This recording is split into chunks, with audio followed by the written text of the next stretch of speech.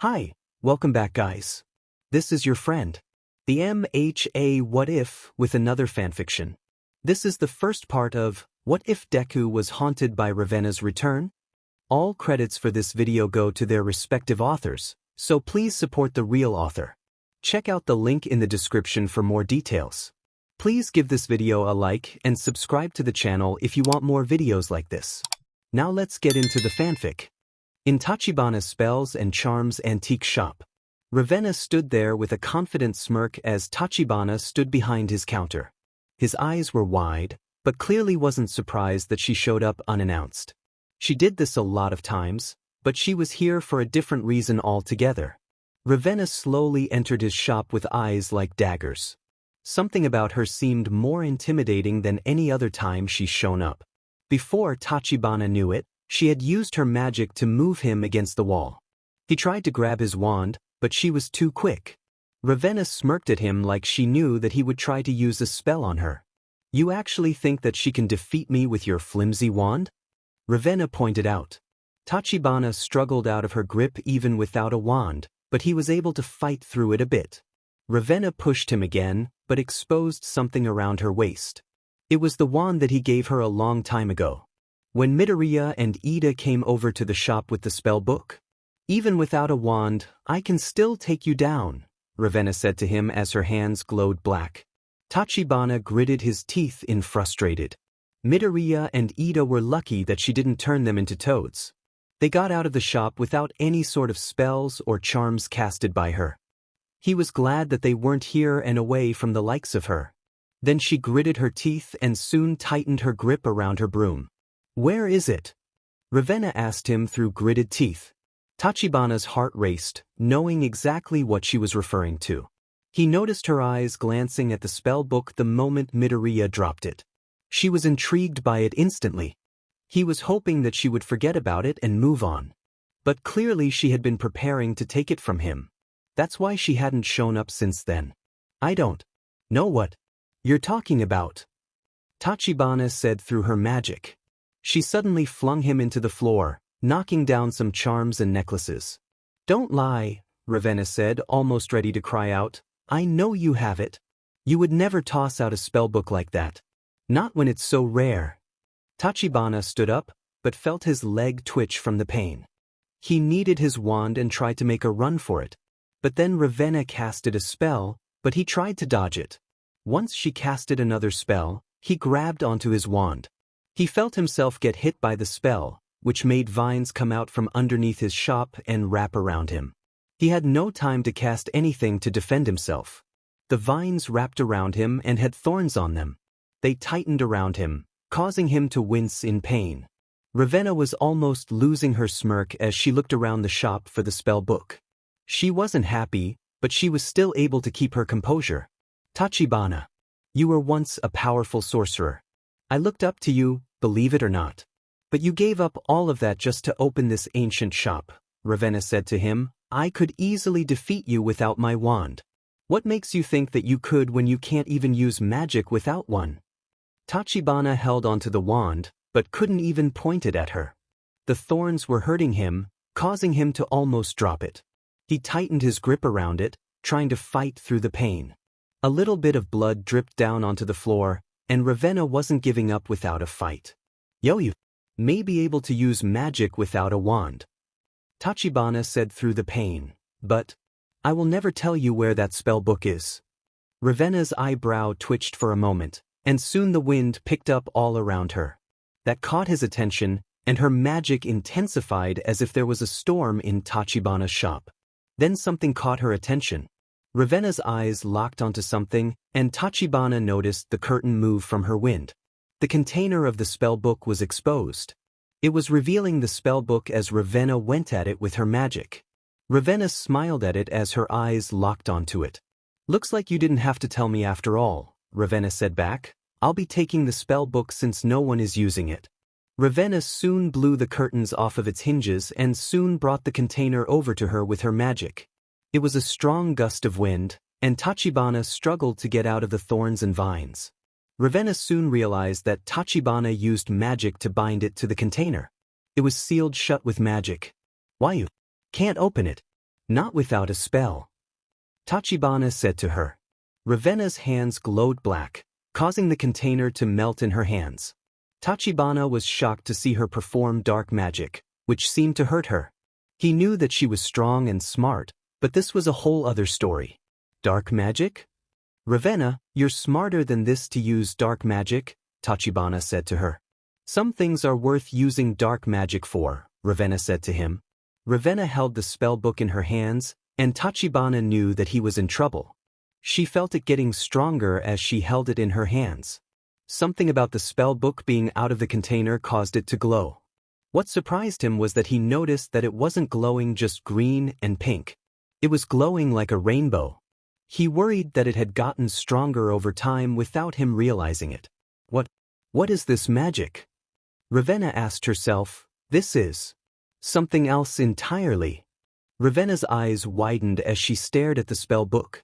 She went to open it, and Tachibana felt the need to stop her. Ravenna, stop.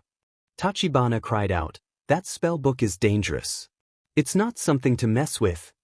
Then it's my kind of spell book, Ravenna said to him. Besides, I know it won't work for me anyways. Tachibana felt that as she flipped through the spell book. Soon enough, she opened it to the first page and used her magic to show Tachibana something important. This spell book belongs to Izuku Midoriya. Tachibana's heart was racing, knowing exactly what she was getting at. Ravenna noticed his reaction, knowing exactly what she wanted all along. Tell me where this Izuku Midoriya is? In the shadows. It was a quiet night. It was slightly windy, but nothing out of the ordinary. The trees rustled in the wind as someone ran through the woods. A young girl was running and out of breath. Her feet were barefoot and had a few cuts and bruises from running and tripping. She didn't know where she was going and what to do. She just kept going, hoping to find some help. She needed to get away before things stirred up. Something about her was drawn to a shrine that she found in the distance. It was a bit far away from her kingdom, but she found it. It somehow transported her out of her kingdom and into wherever she was. She relieved to have at least gotten out of there. She was just glad that she could get some help. Or at least she hoped so. She kept running, feeling her legs aching as she kept going. Tears ran down her face as she ran through the woods. Her eyes were bright from the moonlight hitting against them, and her silver hair was so long and appealing as she ran. Even if she were a princess, she didn't care about what she looked like at the moment. All she cared about was finding help. Before she knew it, she tripped and fell onto the ground. She felt herself tumble down and couldn't get back up. She soon stopped into an open field, unable to get up. As she tried to get up, she noticed that her magic was causing flowers to bloom. She was nervous that she might cause trouble for others. But she was so tired and in pain that she could barely move. Her head hurt from feeling dizzy. As her vision blurred from feeling so tired, she felt tears flowing down her face as they landed on a flower nearby. That caused the field to light up as the moonlight shined down on her. The flowery field was glowing from her magic as the one single tear made the plain field look like something out of a fairy tale book. "Am a mother. Father." She trembled as she fell to the ground. She felt herself drifting to sleep, knowing that she needed help. She knew that her magic might be able to reach out to someone nearby. The magic was different like that. But she didn't know where she was. But she did feel a weird energy nearby that might be strong enough to help her out of here. She felt herself reaching out to the weird energy as if they were someone magical. Someone they could trust. "Please, help me." In Midoriya's dorm room, Midoriya felt himself stirring in his bed as the sun rose. He was sleeping very soundly, but soon his dreams starting to stir up. Something felt off as he soon felt himself falling down. He just kept falling as the wind picked up all around him. His green hair was in his face and eyes as he tried to stop himself from falling any further. He didn't know where he was, but his heart was racing nonstop. He tried to slow down by using his quirk, but it wasn't working. Midoriya felt like he couldn't stop falling as he noticed something rushing by him. It was Ida's wand. He couldn't even grab it as it flew by him. Then Uraraka's necklace flew by him as well as it glowed. Midoriya didn't know what was going on as he kept falling down. Then brooms and buckets of water rushed past him, causing water to splash in his face. Something about that felt familiar as he kept falling. His face was soaked in water, but soon dried off as he fell. Then his eyes locked onto a mirror and noticed that it fell alongside him. Midoriya's eyes locked onto something in the mirror as he kept falling. There was a figure or form inside of the mirror as if something was stuck inside of it. Midoriya's heart was racing, not understanding what was going on. But he knew that something about this felt familiar. He was free, but something was stuck inside of the mirror. Just like how things were a long time ago. But now something was forming as they glowed, a rainbow shimmering magic all around them. Midoriya's heart skipped a beat, knowing exactly what that familiar feeling was. Before he could put two and two together, something interrupted him. Or someone did, however, as the mirror broke into pieces. Someone called out to him, which confused him. He looked around and soon noticed someone falling towards him. It was a girl. She was falling down with him as if she was going through something alongside him. Her silver hair and purplish eyes caught his attention as she tried to reach out to him. Tears formed underneath her eyes and fell up as they fell down wherever they were. He noticed that her tears somehow made this tunnel light up with appealing lights and sparkles. They slowed down a bit, and Midoriya could take in his surroundings better. Her face was stunning as she caught his attention with just her tears. She had a magic within her that felt familiar. She reached out to him, and he felt himself needing to help her. "Please, help me." Just as he touched her fingertips, his eyes flew open. He laid there as if he just fell onto his bed. Midoriya felt a magic flowing through him the moment he touched that girl's fingertips. It was strong, but soft and light as a feather. He needed a minute to catch his breath, realizing that he was sweating. He was struggling to understand what just happened and tried to give himself a minute to calm down. Something about this dream felt like more than it seemed. He was used to this because of One for All. But something about that girl caught his attention. She was reaching out to him for some reason. Whoever she was, she needed his help. Midoriya soon heard a knock at his door, causing him to snap out of it. "Midoriya. It's getting late," Ida said through the door. "Are you ready for classes? You better not be sleeping." Midoriya felt that and soon got up to put on his school uniform. He rushed to get it on, but felt the need to think about that girl. Something about her was still sticking out to him more than usual. He hoped that it was just a dream, but something told him that it wasn't. "Just a second," Midoriya said to him as he put on his tie. Midoriya had his school uniform on before he knew it and grabbed his backpack. Once he fixed his tie, he realized that he didn't brush his hair. He quickly did that and soon opened the door. Ida wasn't happy, which made him blush from embarrassment. Sorry," Midoriya said back. "I lost track of time." Ida glared at him, and Midoriya felt himself stiffen up. He crossed his arms, clearly disappointed in him. "Midoriya, you really need to go to bed earlier," Ida told him. "You can't afford to slack off. Not when we're finally getting back on track." "Yeah, I know," Midoriya said back. "I was just worried about Achiko." Ida understood and looked at the floor. "I understand that things are complicated between you two at the moment," Ida said to him, "but you can't be doing this to yourself. You and I both know that you need to catch up on your studies." Midoriya agreed, and they soon left his dorm room. He was worried about Uraraka and hoped that she had a good night's sleep last time. He never got around to texting or calling her before going to bed. She went to bed and probably fell asleep right after that. Midoriya wanted to go to her dorm room so badly, but had a feeling that she was already up. He hoped that she feeling better. In Uraraka's dorm room, Uraraka's eyes flew open, feeling a familiar feeling coming over her again. Only this time, she felt like she was still dreaming when she woke up. Uraraka felt like she could feel that presence in the distance. The dreams that she's been having of that shrine felt real. Like something that she could actually go walk over to. She knew that she could, but she didn't know where it was. Uraraka never even tried to find it.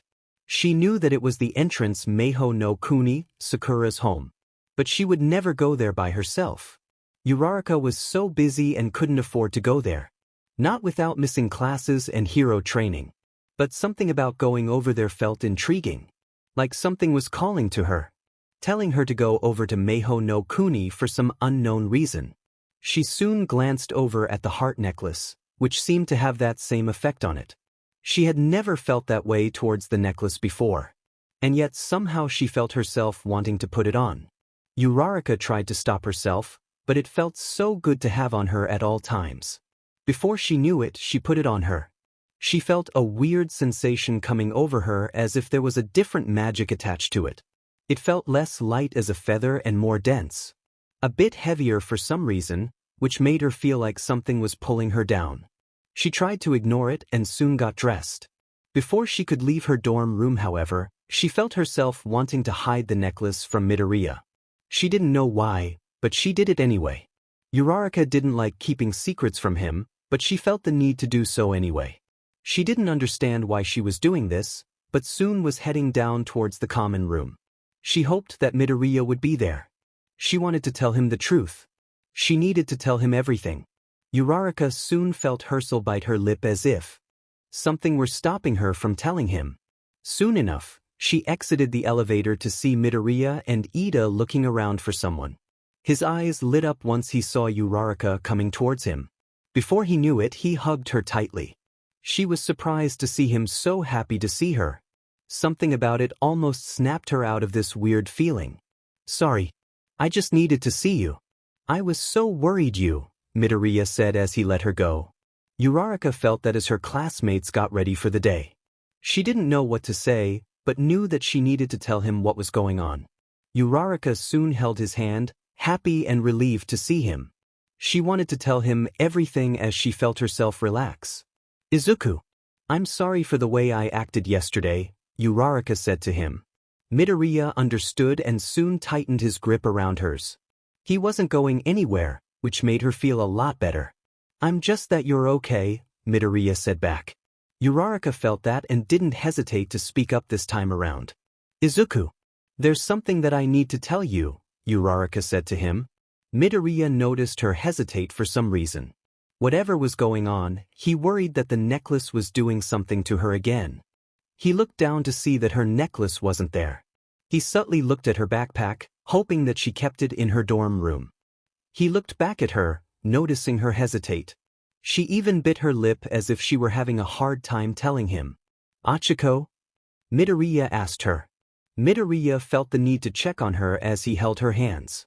She really needed him at the moment, and yet she wasn't able to tell him. His friends noticed her hesitating and clearly worried about her. Midoriya caught her attention and stared at her with soft eyes. "Achiko, you don't have to tell me if you're not ready," Midoriya told her. "You can tell me whenever you're ready." Uraraka looked hesitant to say anything and soon nodded. Midoriya had a weird feeling about this, and they soon grabbed some toast and granola bars as they headed outside. Midoriya noticed how warm it was as they headed towards UA. Midoriya and Uraraka walked side by side, but Uraraka hesitated to hold his hand. Midoriya felt bad for her, but noticed how quiet it was outside. Something about it felt different than the usual walk to UA. It was quiet and still more than usual. Then Midoriya felt something come over him. He felt that weird, magical feeling that felt similar to his dreams. Midoriya felt as if someone was reaching out to him from somewhere nearby. He thought that it was just a dream, but he wondered if it were something else entirely. Midoriya stopped in his tracks, causing Uraraka to stop as well. That caught everyone's attention as Midoriya stared out into the woods in the distance. "Midoriya? Are you all right?" Ida asked him. "Did you see something in the woods?" Yaoyorozu asked him. Midoriya didn't even acknowledge them as he felt himself being drawn towards something or someone. He knew that someone needed help, but this magical feeling was pulling him away from his friends. He felt like he was in a trance as he stepped away from Uraraka and everyone else. Before he knew it, Ida stepped in front of him to stop him. "Midoriya, snap out of it," Ida said as he grabbed his shoulders. Midoriya felt that and soon his eyes were wide, realizing that he was out of it for a moment. Ida looked serious as he stared at him with determined eyes. They both knew that magic might have been involved just by staring at one another. Midoriya looked at Ida and then looked behind him into the woods. "Midoriya, what's going on?" Yaoyorozu asked him. "Did you see a villain or something in the woods?" Ashido asked him. Midoriya stared at the woods as Ida tried to snap him out of it. As he kept looking further into the woods, the more he felt drawn to it. Something about his dreams were feeling like more than dreams in that moment. He felt like he was still dreaming as the magical presence came over him. Midoriya felt himself being drawn to it, but he tried to hold himself back. "There's someone over there," Midoriya said to them. Midoriya noticed everyone looking surprised that he knew about this. Whoever it was, it might have been someone that infiltrated UA. "Let's tell the teachers and let them handle it," Ida told him. "No," Midoriya said back. "I think she needs help." "She?" Uraraka asked him. "Wait a minute, how do you know it's a girl that needs help?" Kaminari asked him. Midoriya didn't know how to explain this to them. He looked at his hand, knowing that his dreams were right. He didn't know how, but they were. Something about her felt so real and looked so vivid as she fell down alongside him. "I just know," Midoriya said back. "I have a feeling that she needs our help." Before they knew it, Midoriya was heading towards the woods. Ida tried to stop him, but he needed to help her out. "Midoriya." "Wait," Ida told him, "it could be a trap." Midoriya didn't even think about that, but knew that it wasn't. It felt like someone that he could trust. Something about her magic and presence felt so light and pure that she would never hurt him. She was here for a reason and clearly needed someone to help her. Whatever the reason, she needed help either way. He knew that someone needed to help her. "I need to help her," Midoriya said as he kept going. Midoriya kept going as everyone called out to him. They followed him into the woods, trying to traverse through the trees. It was thick and tough to weave their way through. Midoriya was fast and hard to keep up with as he tried to get to whoever needed help. He didn't know where he was going, but he felt himself being pulled towards her. He felt her calling out to him as if she could reach out to him somehow.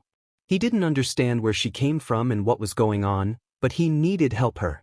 Midoriya and everyone else made their way through the woods. It was thick and full of trees and fallen branches. But as Midoriya kept going, he noticed that the trees became less thick. He could walk a lot easier as he headed towards an opening in the distance. He soon stopped for a moment, but felt himself being pulled towards it.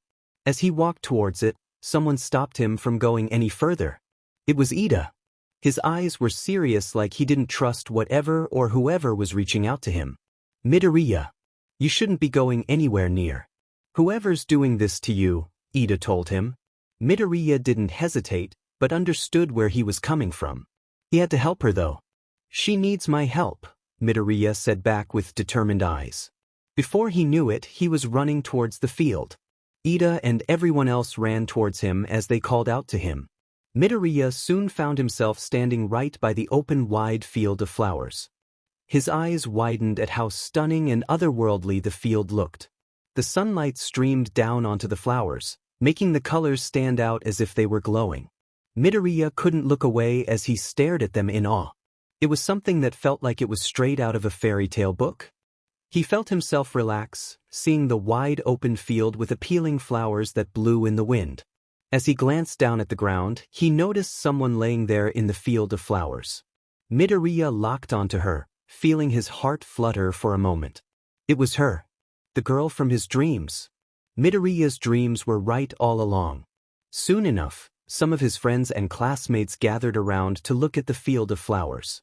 "Oh, was this always here?" Ashido pointed out. "It shouldn't be. I'm pretty sure UA never intended to have a field of flowers on this campus," Yaoyorozu told them.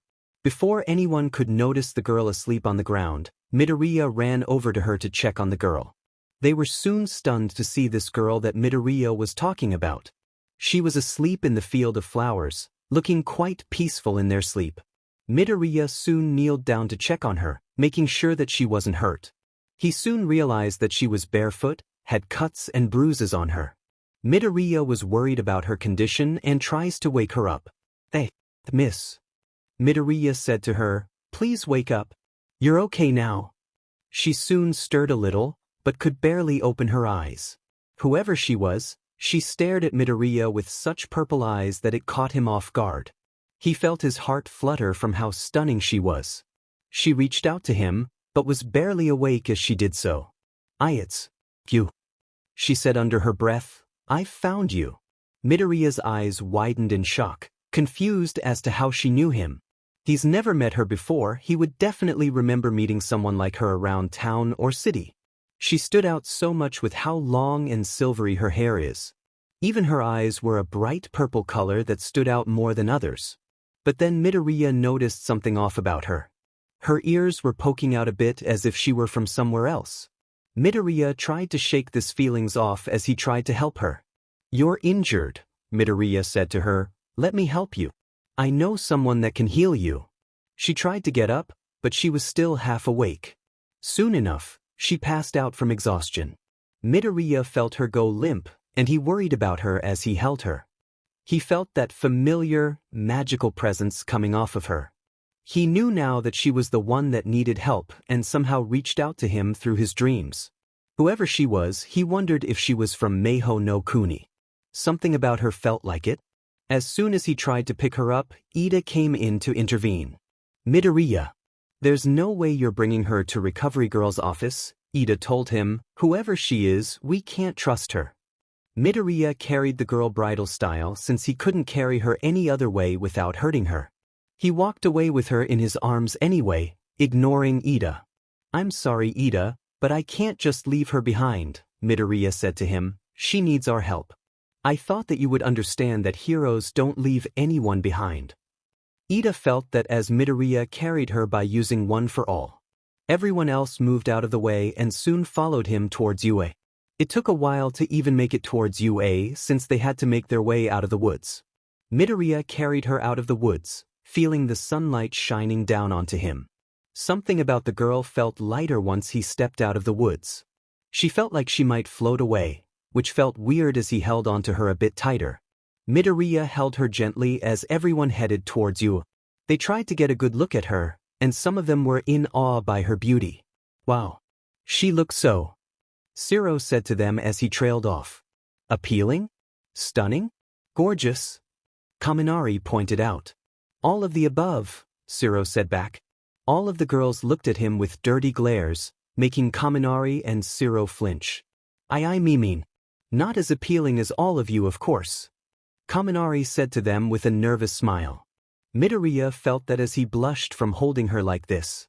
He noticed Uraraka staring at him carrying her. He felt himself heat up over this, but had to get her to the nurse's office. He had to make sure that she was okay. Everyone kept staring at her and soon made their way into the nurse's office.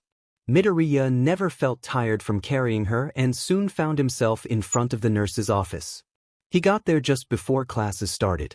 What he didn't expect was his mother to be there. He had forgotten all about her job for a moment. In the nurse's office. Mom. Midoriya wasn't expecting his mom to be here in the nurse's office by herself. He looked around for Recovery Girl, but she wasn't here. He needed her, and Midoriya didn't know how to explain things to his mom. She didn't know anything about Maho no Kuni or anything magical for that matter. Recovery Girl might not have either, but she was easier to talk to about these kinds of things. What are you doing here? Midoriya asked her as he carried the girl. Without even answering his question, Ms. Midoriya spotted the girl in Midoriya's arms. She instantly ran over to help him out. Oh my gosh. Is she okay? Ms. Midoriya asked him. Here. Bring her over to the nurse's bed. Midoriya soon brought this girl over to lay her down so that his mom could check on her. Class 2A all gathered inside to make sure that she was okay. Ms. Midoriya soon noticed some cuts and bruises and grabbed some hydrogen peroxide and bandages. She even noticed that she was barefoot, which made her feel bad. Oh my gosh. This poor girl is freezing cold, Ms. Midoriya said to them. Can someone grab the heating pad? It's over by the supplies in the first drawer. Yaoyorozu went over and grabbed it as Ms. Midoriya put some hydrogen peroxide on her cuts. The girl flinched a little from the pain, but she stayed unconscious. Midoriya felt bad for her as his mom looked after her. He worried that this girl might be needing more help than just this. He didn't know who this girl was. For all he knew, she could be from Maho no Kuni and some kind of witch or something like that. But when he looked at her, she didn't seem like a witch. Something about her felt different. Something about her magic felt different from a fairy. She wasn't small like Sakura, and she didn't feel like that Ravenna witch that he met a long time ago. She felt like someone that was something else entirely. Is she gonna be alright? Midoriya asked his mom. Ms. Midoriya bandaged her up, but stopped for a moment to look at him. He felt himself stiffen up as she stared him down. Something about his mom made him worry for a moment. He wanted to explain things, but couldn't. Not without revealing everything about Maho no Kuni. She wouldn't understand what that place even is. She looked at him and soon bandaged her up. She's gonna be fine. She's just cold and banged up a bit, Ms. Midoriya said to him. Midoriya and everyone else let out a sigh, finally relieved to know that she was safe and sound. But then Ms. Midoriya turned around when she was done to face her son. She looked a bit worried for the girl. Where exactly did you find this girl, Izuku? Ms. Midoriya asked him. Midoriya flinched and didn't know how to answer that. He noticed his friends and classmates were avoiding eye contact with his mom. Midoriya didn't know what to tell her as she stared at him for answers. Midoriya felt himself hesitate, which made him look suspicious. I found her outside of UA. She must have been looking for someone to help her, Midoriya explained to her. She was already like this when I found her. I don't know what happened exactly. Technically, he wasn't lying. He didn't know what happened to her. He did find her like this. Midoriya could tell that his mom was skeptical of this situation, but let out a sigh. Alright, if that's what really happened, then she should stay here and rest, Ms. Midoriya said to him. I can look after her until you guys come over to check on her. Before they could even agree to this, Midoriya noticed her stirring awake. She woke up in a way that made her look so otherworldly and stunning. Her eyes fluttered open, and they sparkled from the light. Midoriya and everyone else soon gathered around her, making her jolt up with a nervous glance. Then she spotted Midoriya, and that somehow made her relax. Class 2A backed off for a moment, and Midoriya stepped up to help her. It's okay. You're safe here, Midoriya said to her. We brought you here to heal up. The girl looked at her bruises and cuts, seeing bandages all over her. She noticed Ms. Midoriya smiling at her to tell that she took care of her. It's nothing like Recovery Girl's quirk, but I'm sure you'll heal up in no time, Ms. Midoriya said to her. The girl looked at her bandages as if it was the kindest anyone's ever done for her. Midoriya felt for her and wondered if things were okay with Maho no Kuni or wherever she was from. She clearly was in the middle of a fight or got stuck some sort of situation. She then looked at Ms. Midoriya with sparkling eyes that caught Midoriya's attention. Quirk? What's that? The girl asked them. Midoriya felt that and flinched from her question. Ms. Midoriya was surprised to hear her say that, clearly even more worried than before. Midoriya wasn't too worried, knowing that Ms. Midoriya would just assume that she was sheltered or something. But it was still suspicious hearing someone ask that. Do you mind if we talk to her alone? Midoriya asked her. It's kind of important. Ms. Midoriya looked suspicious, but backed down. Fine. Besides, I had to take care of some paperwork anyway, Ms. Midoriya said to them. Just make sure that she's resting. Ms. Midoriya soon grabbed some paper and headed out of the nurse's office. Midoriya soon felt himself relax, ready to talk things through with this mysterious girl. She soon sat up as Midoriya sat nearby, ready to talk. Class 2A were ready as well, but she seemed nervous to be around them. It's okay. They're my friends, Midoriya said to her. We found you in the woods. You must have fallen down and passed out with those cuts and bruises. Midoriya noticed her looking at her cuts and bruises all bandaged up. She was quiet and didn't say much as if she were nervous to be around them. She then looked at Midoriya, noticing something off about them. He felt like she was looking at his quirk for a moment and not him, which made him flinch. Her eyes were so otherworldly that he felt her magical presence coming over him. You're not a sorcerer? She pointed out, clearly confused. But your energy is so powerful just like one. She finally spoke up, and her voice was so majestic sounding. It was a very comforting voice that got through to almost everyone. Midoriya felt it, but was more aware of the fact that she said sorcerer. You're really not from Japan, Midoriya said to her. You're from Maho no Kuni. Aren't you? What? Class 2A cried out in unison. Maho no Kuni? She's from there? Kirishima pointed out. It makes sense. She doesn't know what a quirk is, Yaoyorozu explained to them. The girl looked nervous when the others spoke up, but seemed to calm down once she looked at Midoriya. Something about Midoriya helped her calm down. They all looked at her however, making her feel uncomfortable. So, what are you exactly? Kaminari asked her. Denki. Don't be rude, Jiru said to him. The girl seemed hesitant to tell them anything at all. But Midoriya knew that she was in trouble and was looking for help. She reached out to him for some reason. She needed someone that could help her out somehow.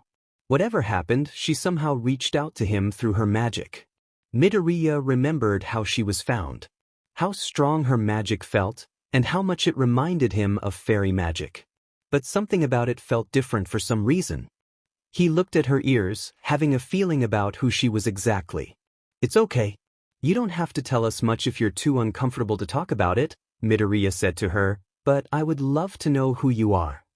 She didn't hesitate and seemed to relax a bit more. But something about her posture felt more official and proper, as if she were royalty. I am Princess Emi. Princess Emi introduced herself, and I'm from Sunlight Meadow of Maho no Kuni.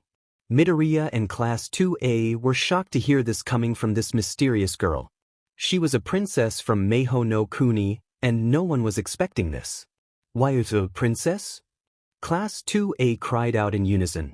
You definitely look like one, Kaminari said, which earned him a jab in the ribs from Jiru. Midoriya was worried even more about her, realizing that a princess was running away from something. She was barefoot and all cut up and bruised. Someone did that to her, which made him worry for her safety. How did you get here exactly if you're from Maho no Kuni? Kirishima asked her. Midoriya noticed Princess Emi hesitate to answer them as if they might not believe them.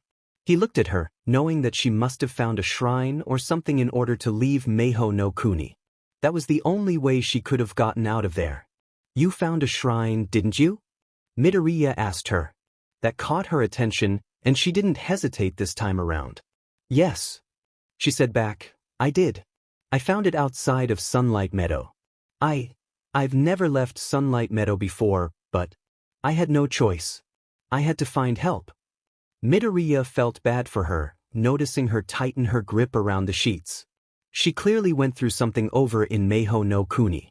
Midoriya wanted to help however he could, even if he didn't quite understand it himself. Midoriya scooched closer, getting her attention. He smiled at her, trying to comfort her. You can tell us what happened, Midoriya told her. We're heroes. We're here to help anyone that needs it.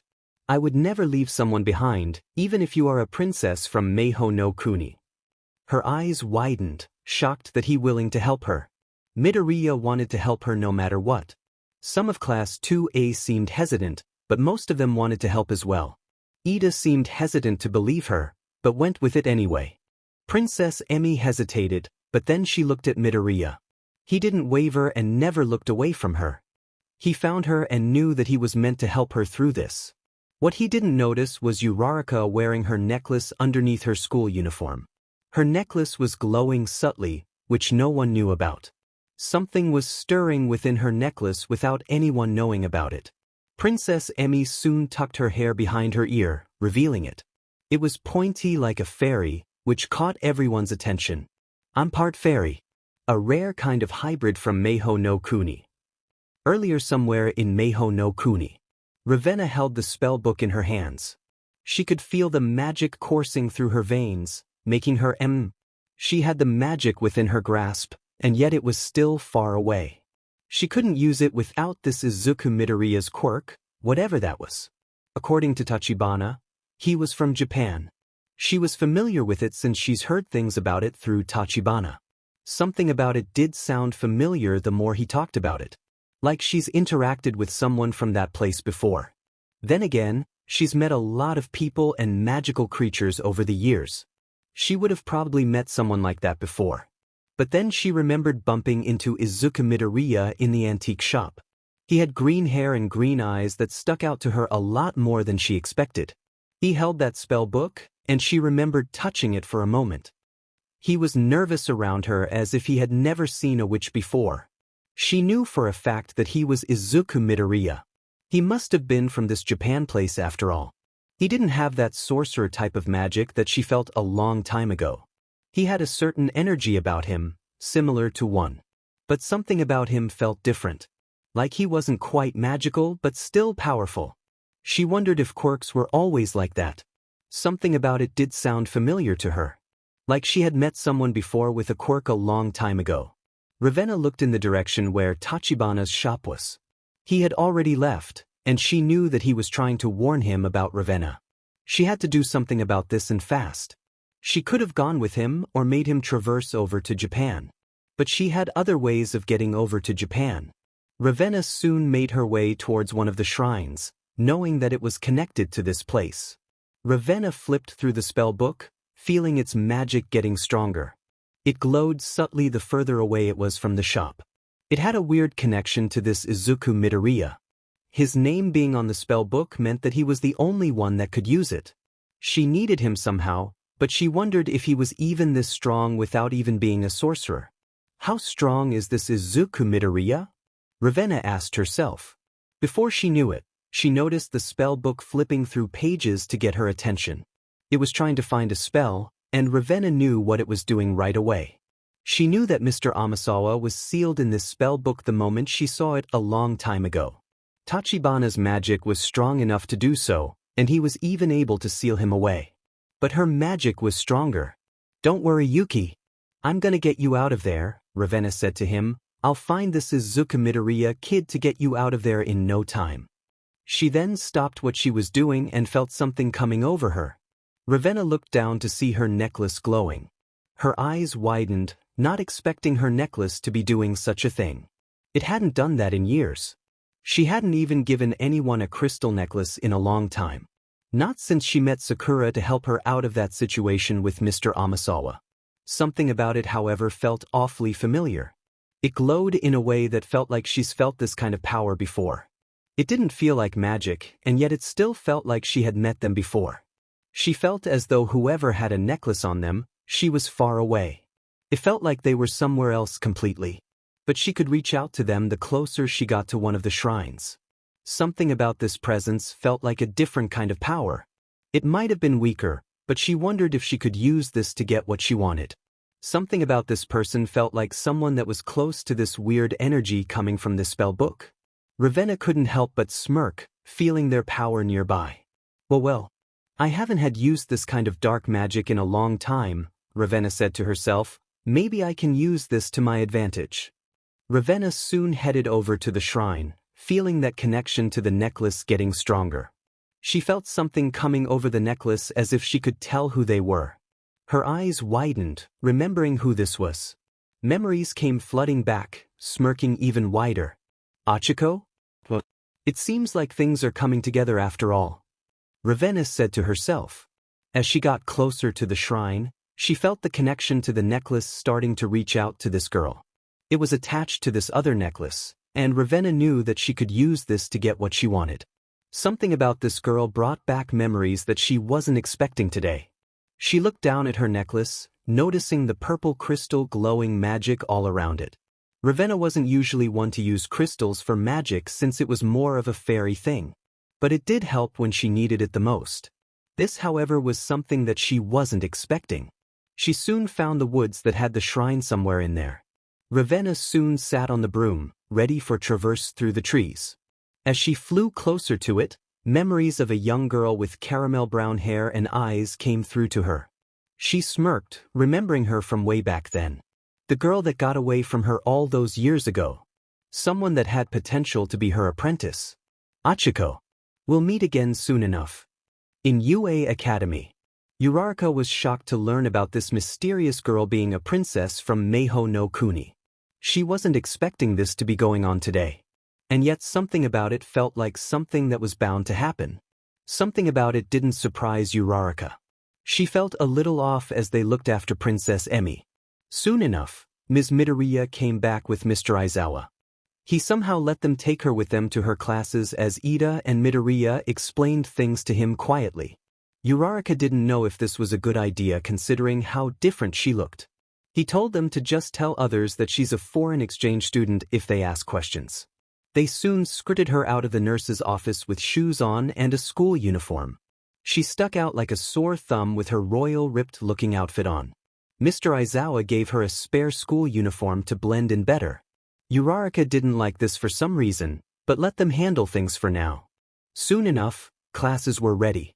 Princess Emi sat in a seat next Mr. Aizawa so he could keep an eye on her.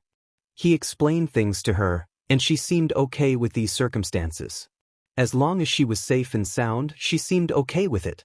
Although Uraraka could tell that she was worried about something. Uraraka noticed some of the guys staring at her during classes.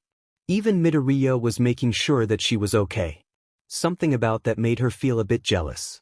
Just looking at her made her realize how stunning she was. Her long, silver hair looking so silky against the light. Even her eyes were practically glowing as she watched them taking notes. Uraraka wasn't surprised that Mineta was staring her down, but then Mr. Aizawa gave him a dirty glare. But seeing Midoriya checking on her was a bit off-putting. She knew that he was just worried about her, but it still felt weird seeing him looking at her. The way his eyes sparkled when he saw her made her uncomfortable. Uraraka tried to take notes, but she felt something coming over her. Uraraka felt herself needing to twirl her necklace. But then she noticed a weird, heavy feeling coming over her. It felt a bit stronger than before, feeling like something wasn't quite right here. She felt less like she might float away and more like she might fall to the ground. Uraraka felt herself spacing out for a moment as if she were in a trance. She tried to shake it off, feeling something coming over her. Then she thought she heard someone whispering to her. Achiko. Uraraka looked behind her for a moment, but then remembered that no one sat behind her. There was no one around to say her name behind her. Sato sat next to her, but it was clearly Asgirl's voice. She sounded kind of familiar, but didn't know why. Uraraka tried to ignore it, but she still felt that weird heavy feeling coming from her necklace. She wanted to take it off, but something was telling her to leave it on. Uraraka tried to ignore it and went back to taking notes. She felt like someone was telling her to head outside, but she tried to keep going with the note-taking. She felt herself spacing in and out like she was tired or something. She didn't feel tired in any way, shape, or form, and yet something was wrong. Uraraka tried to shake it off and soon classes were over. Uraraka felt like she needed to shake this feeling off as she put her things away. She felt like splashing water in her face, but she felt the need to head outside. She didn't understand why, but she wondered if it was the necklace. Maybe Sakura was reaching out to her somehow through the necklace. Something about it though felt different. Like a different type of magic was reaching out to her.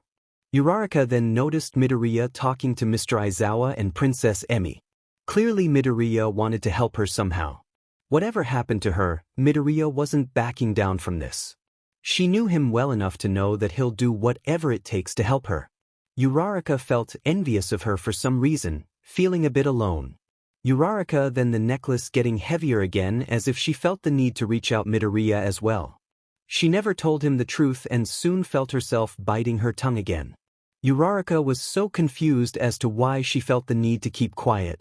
She never felt this way until she started having these dreams.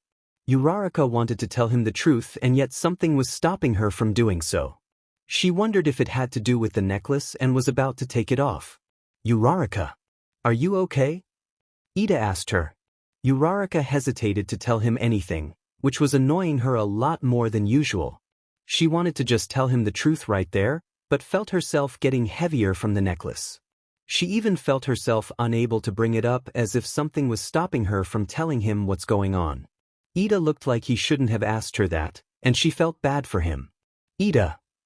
Uraraka said to him, I need to tell you something. That caught his attention, but she couldn't even tell him. Something was stopping her from telling him what was going on. Uraraka went to take off the necklace, but Ida spoke up before she could. Uraraka, you don't have to tell me if you're too uncomfortable.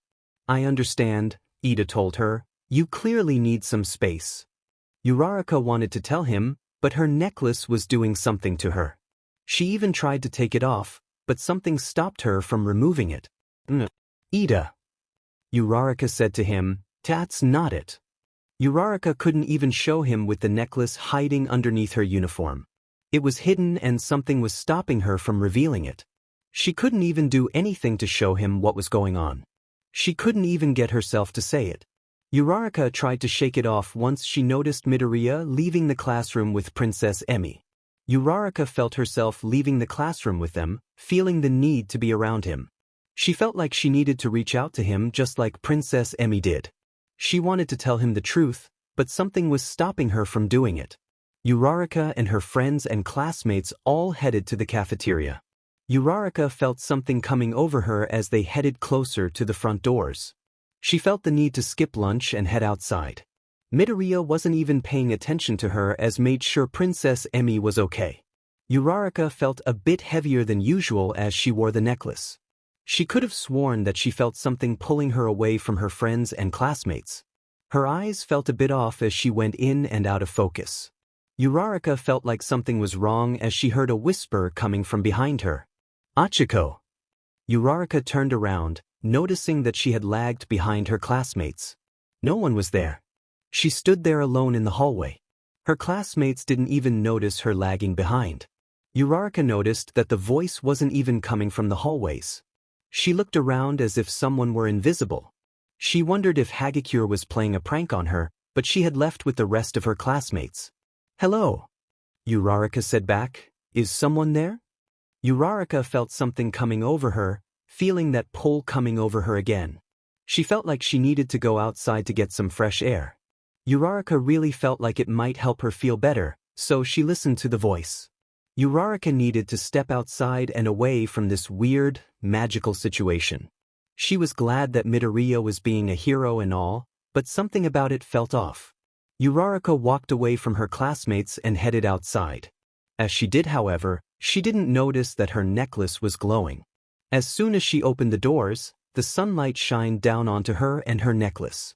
That seemed to cause Uraraka to relax a bit. Soon enough, she felt herself lose focus and her vision went all blurry. Uraraka took a deep breath in and out, but felt herself being pulled towards a direction. A direction that felt familiar. Achiko. Uraraka heard that voice again, and she felt like it was coming from outside of UA, outside of the campus and towards the mountains. Before she knew it, she felt herself walking in that direction. Uraraka felt like she could relax and just listen to this voice calling out to her. Something about it felt good to step outside and go for a walk. Uraraka soon found herself heading towards the UA gate, leaving her friends and classmates behind. In the hallways, Midoriya knew that Princess Emi was telling the truth. Ida didn't trust her, but he knew that she was someone to trust.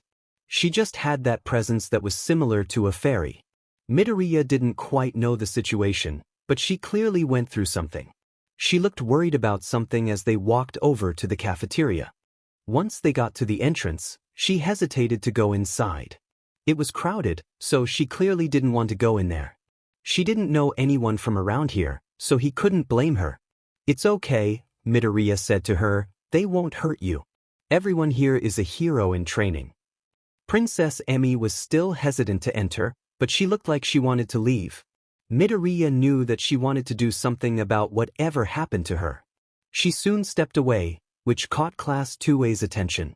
Emi, if there's something else going on, we can help you, Midoriya said back. Midoriya, can I talk to you for a minute? Ida asked him. Midoriya was surprised, but stepped away for a moment to talk to him. Ida clearly didn't like this situation and wanted the teachers, mostly Mr. Aizawa, to deal with this. Maybe someone else that had magical abilities. Look, Tenya. I know that you don't trust Emi, but she needs our help, Midoriya said back. We don't even know who she is or what happened, Ida told him. Yes, she says she's a princess, but that doesn't tell us anything. She still hasn't even explained as to how she got here or why she's even in Japan in the first place. For all we know, she could be luring you away from us just like Mr. Amasawa. Midoriya understood where he was coming from, but she clearly needed help. Something about her was just here at the wrong place at the wrong time. Midoriya wanted to argue with him, but he understood him. He was just looking out for him just like last time. Ida. I'm okay, Midoriya told him. I don't think she's after the spell book or my quirk. Her magic feels just like Sakura's, but not quite the same as a fairy. She's clearly telling the truth about who she is. Ida hesitated to speak up, but he seemed stumped. Maybe you're right, Ida told him. Maybe Uraraka can somehow reach out to Sakura. That necklace might have a connection to her since she did fix it. Midoriya didn't even realize that Uraraka was so quiet. Then he thought about something that Ida brought up. Didn't Mr. Amasawa make that necklace though in the first place? Midoriya asked her. Ida and Midoriya thought about it for a moment, remembering that they weren't sure if he made it or not. He used it, but Sakura fixed it, Ida told him. We actually don't know if he made it or not. Something about this gave Midoriya chills. He didn't like this feeling that was coming over him. Then he noticed that Uraraka wasn't even with their friends and classmates. Midoriya looked around frantically for Uraraka, which caught some of their attention as he looked for her. Bakugo seemed to notice as he walked up to them. His eyes were frantic-looking, clearly worried about something. Have you guys seen Achiko anywhere? Midoriya asked them. Wait, I thought that she was already in the cafeteria? Yaoyorozu asked him. I saw her with Ida earlier in the classroom, Sato said to him. Midoriya didn't like this, and he noticed Bakugo's eyes widening. He didn't know why he was looking so pale, but he seemed to look around as well. Something about Bakugo seemed to be looking around with a bit more urgency. Kaken? Midoriya asked him, what's going on?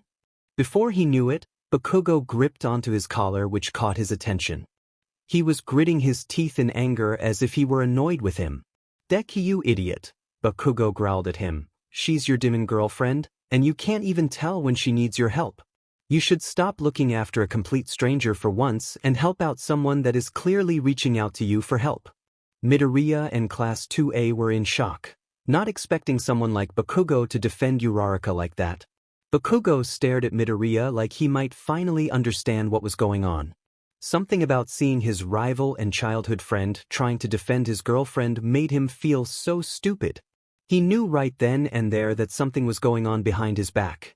Midoriya's face turned pale white as his eyes widened in horror. He soon grabbed onto Bakugo's hand, shaking after realizing what was going on. Bakugo noticed, and his eyes softened from realizing that Midoriya understood. Kaken, Midoriya said to him under his breath, what is going on with Achiko? What didn't she tell me? Bakugo flinched from that shockingly enough, which seemed to get through to Midoriya. Class 2A seemed worried about Uraraka and frantically looked around for her. Midoriya looked at Bakugo again, noticing that everyone was worried about her. Kaken! Midoriya cried out, which got through to everyone. Where's Achiko? Bakugo was surprised to see Midoriya acting this way. But he didn't back down. Something's wrong. I don't know what, but it might have something to do with that stupid necklace, Bakugo explained to him. Midoriya's eyes widened in shock, and Ida felt that too. He soon took out his wand, worried for his friends. He put it in his back pocket just in case. Before they could say anything else, someone spoke up. It was Himawari. Izuku? Did you say you're looking for Achiko?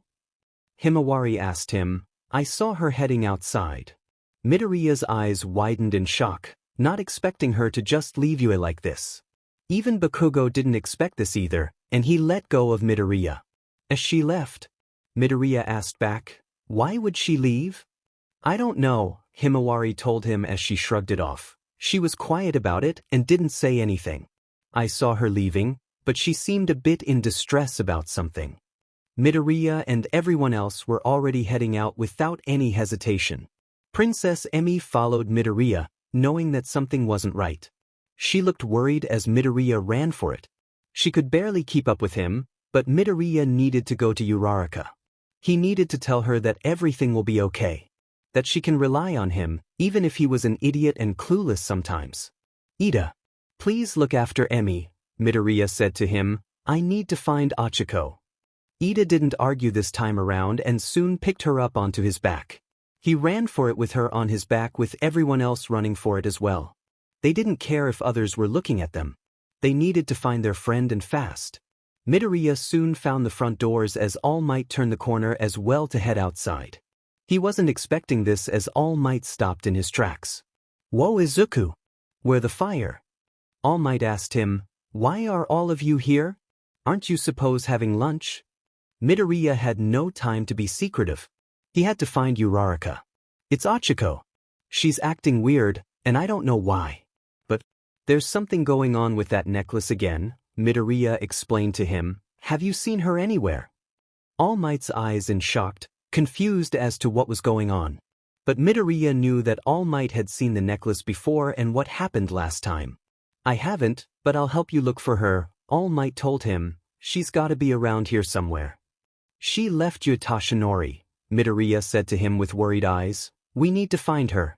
Before that necklace does something to her again. I should have never let her have that thing back in the first place. I should have taken it away from her sooner. Midoriya soon felt himself shaking from feeling overwhelmed. But then he felt All Might's hand support him, which made him look up. All Might's eyes were filled with confidence that he needed to see at the moment. But they looked soft, like he understood why he was feeling this way. Izuku. You couldn't have known what was to come, All Might told him. What we need to do is look for young Uraraka and make sure she's okay. Midoriya nodded, understanding what they had to do. They soon headed outside, feeling that late spring breeze blowing through them. Midoriya looked around as soon as they left UA. He couldn't find her anywhere, knowing that she was around here.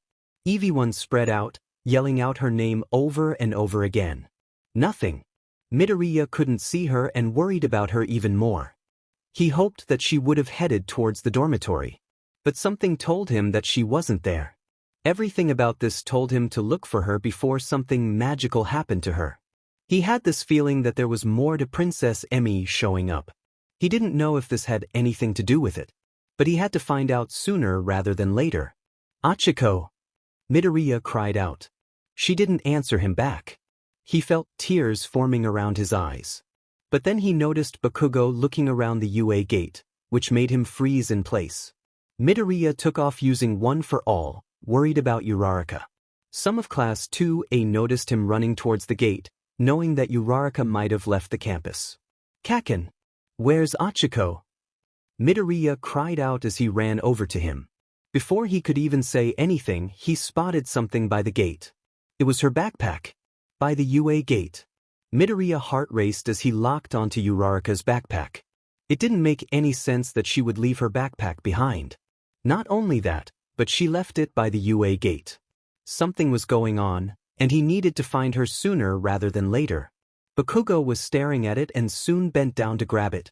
She would never leave this behind, Bakugo said to him. Something weird is going around here. Ever since that dream of hers. Midoriya was shocked to hear something about a dream. Uraraka told him about it, but not her own boyfriend. It kind of hurt a little that she told Bakugo instead of him. Dream? Midoriya pointed out. What dream? Midoriya felt himself worry even more, knowing that this meant something to her. Bakugo stood up with her backpack in his hands. He looked like he was trying to figure out what to do next. Midoriya didn't care about that and needed to know what this dream was about. Kaken. What dream? Midoriya asked him again. Bakugo didn't respond right away, but answered him anyway. She had a dream about that shrine that transports you into that magical land, Bakugo told him. She wanted to tell you, but she knew that you were going through things and didn't want to bother you with this kind of thing right now. But clearly these dreams mean something to either the owner of the necklace or her. Which doesn't make any sense, so it has to be that Mr. Amasawa guy. Midoriya's eyes widened in shock, realizing that him and Ida might be right. Mr. Amasawa might have been the one that made the necklace in the first place. That made him worry even more as he tried to figure out what to do next. Class 2A ran over to them, worried about Uraraka. What's going on? Where's Uraraka? Ashido asked, clearly worried about her. Bakugo, why do you have her backpack? Siro asked him. Midoriya didn't know what to do. He didn't even know where this shrine was. He knew that she might have gone to find it. Midoriya had never even seen it before. He didn't know where to find it or what it looked like. Midoriya felt overwhelmed, trying to find or figure out what to do next. Bakugo noticed him freaking out, and Midoriya couldn't calm down. Midoriya, calm down, Ida said as he put down Princess Emi. We're gonna find her. How? Midoriya cried out. We don't know where that shrine even is. I have no clue where it could possibly be. Achiko may be going in that direction for some unknown reason, and I can't even figure out where it could be. Princess Emi might know since she's from Maho no Kuni, Kaminari pointed out. Midoriya shot up, hoping that he was right. He looked at her, which made her a bit nervous. He gave her space, but also needed to know where Uraraka was. Emi, please, Midoriya said to her, please tell me you know where the shrine is. I need to find Achiko. Princess Emi looked nervous as if she had no idea where it was. That Midoriya feel even worse than before. I'm sorry. Princess Emi said to him, I don't even know where this place is, let alone the shrine. All I know is that it's in a forest or woods around here. I wasn't looking where I was going and somehow ended up here. That could be anywhere in the woods, Shiro said to her. Midoriya felt sick to his stomach, worried that he might lose his girlfriend. He felt his knees shaking, knowing that Uraraka was being taken away from him again. He felt himself turning pale white, almost collapsing to the ground. I don't know what to do. Midoriya said back under his breath, my girlfriend is somewhere out there. Then, I can't do anything about it. Midoriya felt tears coming up as he brushed his hair back with his fingers. Bakugo for once looked like he felt bad for him. Even Princess Emi looked like she wished that she could do something to help him. Then he noticed Bakugo looking at the woods in the distance, where the mountains were. I know where she is, Bakugo said to them. Midoriya stopped crying to look up at Bakugo. Everyone was interested in what he had to say to them. You know where the shrine is? How? Yaoyorozu asked him. I don't know where exactly, but I need to check something to confirm that I'm right about this, Bakugo said to them. Midoriya and Class 2A were confused, but Bakugo took charge. Soon enough, Bakugo headed towards their dormitory. Come on Deku. What the hell are you waiting for? Bakugo asked him. They all soon ran after him, not really sure where he was going with this. Even All Might didn't know what he was talking about. Soon enough, they were all in the dormitory. Bakugo soon stopped in his tracks and turned to them. Let me handle this. Azui, come with me, Bakugo said to her. I need to confirm something in her room. Azui was surprised, but went with him anyway up to her dorm room. Midoriya soon was confused again, waiting for Bakugo to come back down with something important. Everyone was whispering about Bakugo, either confused or impressed with him. He soon noticed Princess Emi standing nearby and looking a bit nervous. Midoriya felt bad for her, knowing that she had been through enough. He never even asked what happened to her. Midoriya soon walked over to her to check in on her. She seemed to be having a hard time with what happened. Midoriya wondered if she understood what was going on. Maybe she knew something that might help them figure out what was going on. Emi, I know that it's been hard for you, Midoriya said to her. I hope that this isn't anything that you can't handle. Oh no. I'm fine. It's your friend. Girlfriend that I'm worried about, Princess Emi said to Midoriya. Achiko, was it? She seems nice. I hope she's okay. Midoriya hoped so too, feeling a bit better having someone like Princess Emi around. Something about her presence made him feel a bit more relaxed. He did want to find Uraraka, but they had to wait for Bakugo. I'm sorry that I can't help you find the shrine, Princess Emi said to him. I ran so fast that I didn't know where I was. I didn't even look where I was going. I just needed to get out of there as soon as possible. I didn't have much time to think about where I was going. Midoriya felt bad for her and regretted asking her. Something about her seemed so apologetic that she probably blamed herself for what happened. Please, don't apologize, Midoriya said to her. You had no idea that this would even happen. Achiko had that heart necklace for a long time. It's not something that I should have let her have in the first place. It kind of came from Maho no Kuni. I'm just hoping that Mr. Amasawa guy didn't somehow use the necklace before he got sealed away into that stupid spell book. That seemed to grab Princess Emi's attention. Midoriya felt bad for dumping this all onto her. So sorry, Midoriya said back. I didn't mean to dump that all onto you. You probably don't even know what I'm talking about. Did you say? A heart necklace? Princess Emi pointed out. Mr. Amasawa? Midoriya's eyes widened, realizing that she knew about this somehow. She knew about the heart necklace and Mr. Amasawa. How do you know about that necklace and Mr. Amasawa? Midoriya asked her. Sunlight Meadows is the place where those crystals come from, Princess Emmy told him.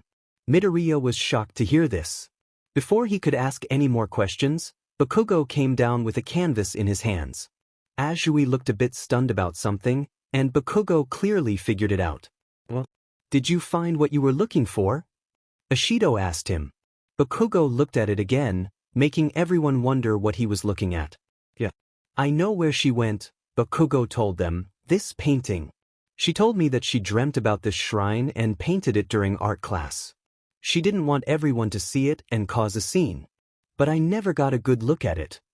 Bakugo turned it around, and Midoriya noticed something awfully familiar about it. He looked at Bakugo and he seemed to know where it was from. If he knew where it was, then Midoriya must have seen it too somewhere if it seemed familiar. Then he realized that there were trees all around it. It's on that hiking trail. Midoriya said under his breath. Bakugo looked like he agreed with him as he held it in his hands. Yes. Uraraka must have come across it while hiking when she was little, Bakugo said to her. I thought that she might have seen it during our hike, but then she mentioned how she might have seen it when she was little. Then I remembered something that I forgot about. Midoriya then realized where he was going with this. His eyes widened, realizing that she used to hike with her parents. They even bumped into her one time and didn't even realize it. They had forgotten about that since they realized it when Uraraka and Bakugo swapped bodies.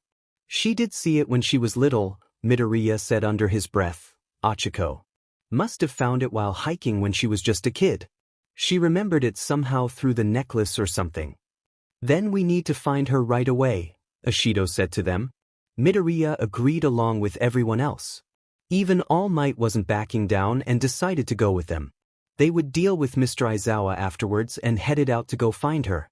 Midoriya then realized that Himawari was there the whole time and didn't realize it. He had just revealed some things without even thinking about it. He couldn't think about that now as they headed out to find her. He wanted to argue with her to stay behind, but he had to go find Uraraka. It was more important at the moment. Achiko, please be okay. Somewhere in the woods. Uraraka could barely tell what was going on around her. She was so out of it as she walked through the hiking trail. It was not that busy since everyone was at work or at school. Uraraka couldn't even focus on where she was going as she headed into the woods. Uraraka felt a bit heavy from the necklace, but it didn't bother her as much as it did before. Uraraka felt so out of it that she could barely see where she was going. Her vision was blurry as that pull took over her. She kept hearing that whisper calling out to her. Something about it got through to her even more as she got closer to wherever she was going. She felt like her necklace was controlling her moves somehow. Uraraka was so out of it and yet she somehow knew where to go. Something was telling her where to go, but it was also felt familiar. It felt like she was hiking up something. It felt like the hiking trail that her and her parents took when she was a kid. Something about it reminded her of something that she forgot about. She had ran off to go race her dad and stumbled across something in the woods. It was probably an animal or something that would catch a little girl's attention. Uraraka smiled as she tried to follow it into the woods. She followed it into the trees and further away from the hiking trail. Uraraka felt herself following that same exact trail, knowing where she was going. Something about it made her feel the need to follow it even more. Something about it told her to walk away. But she couldn't pass up this opportunity to finally figure out what was going on. Uraraka wanted to know why this was happening to her. She wanted to know why these dreams were real. Uraraka may not understand what was going on, but she needed to know for sure. But then she felt curiosity get the best of her as she felt the necklace tugging her into the woods. It somehow lifted out of her uniform and pulled her even more towards the woods. She didn't even fight it as her vision blurred even more. Uraraka felt herself going in and out as the necklace pulled her away from Yue even more. Uraraka hesitated for a moment, but couldn't fight it. Uraraka wanted to know why the necklace was acting up like this. She knew that the necklace was fixed by Sakura's friend. But she had a feeling that this had nothing to do with her. Uraraka soon heard her whisper again, giving her chills. Achiko. Something about it felt like they were right there with her now. The pull got stronger as if she were getting closer. She even felt heavier as the necklace pulled her closer towards something. Then she noticed that there was bush blocking her path. Uraraka had never done this before, but she remembered in that moment what did as a kid. She crawled through as if it were a maze. A maze that was only made for her in mind. Uraraka kept crawling as if she were a kid again. She felt her necklace tugging her, but she couldn't stop herself from turning around. She wasn't going to turn back now. Not when she's come this far. Uraraka soon stood up as she walked a bit further. Then her eyes widened as her vision cleared up for a moment. Her heart fluttered, seeing something that she thought that she would never see again. It was the shrine. It was abandoned and looked a bit ancient, just like Sakura said. Uraraka felt something coming over her as if she had seen this before when she was a kid. It felt like it was a place that meant a lot to her as a kid as she got closer to it. Uraraka felt the tug even more now, not just from the necklace, but from nostalgia as well. Something about the shrine was a charming, magical thing that shouldn't be here. Like it was meant to be found by her. Something that a little kid would want to find in the woods. Uraraka remembered that day very well now. Feeling so excited to find something so magical and otherworldly that she couldn't look away from it. She wanted to keep going just like that day. Uraraka felt the tugging getting stronger as her eyes glued onto it. She couldn't look away as she noticed the shrine starting to act up as if it were expecting her. The creaking door opened a bit from an unknown wind source as pure magic leaked out of it from the other side. It was silver, which was different from fairy magic. Uraraka was in awe that she didn't notice the subtle black particles coming from it as well. Uraraka's curiosity got the best of her as she reached out to the door. Achiko. Long time no see. Uraraka felt that, and something about it felt familiar. She didn't know whose voice it was right away, but it did sound familiar to her. It gave her chills, but something about it did feel like she knew her from somewhere. Uraraka couldn't pull away now as the magic swirled around her. It even swirled around the necklace as it invited her to come through the door. The door to Maho no Kuni. Achiko. Stop. Uraraka's eyes widened in shock, hearing another voice. It was Midoriya. He had come here to stop her from leaving. But she couldn't walk away. Something was stopping her from even looking at him. She couldn't get away from this magical pull tugging her towards Maho no Kuni. The magic swirled around her as if she couldn't look away. Uraraka felt like the necklace was putting her into a trance. She knew now that she was right, but she was too late. Uraraka felt herself being pulled into the door, causing her to be esiki into Maho no Kuni. For a moment, however, she felt someone grab onto her. It was Midoriya. He stopped her from leaving him behind.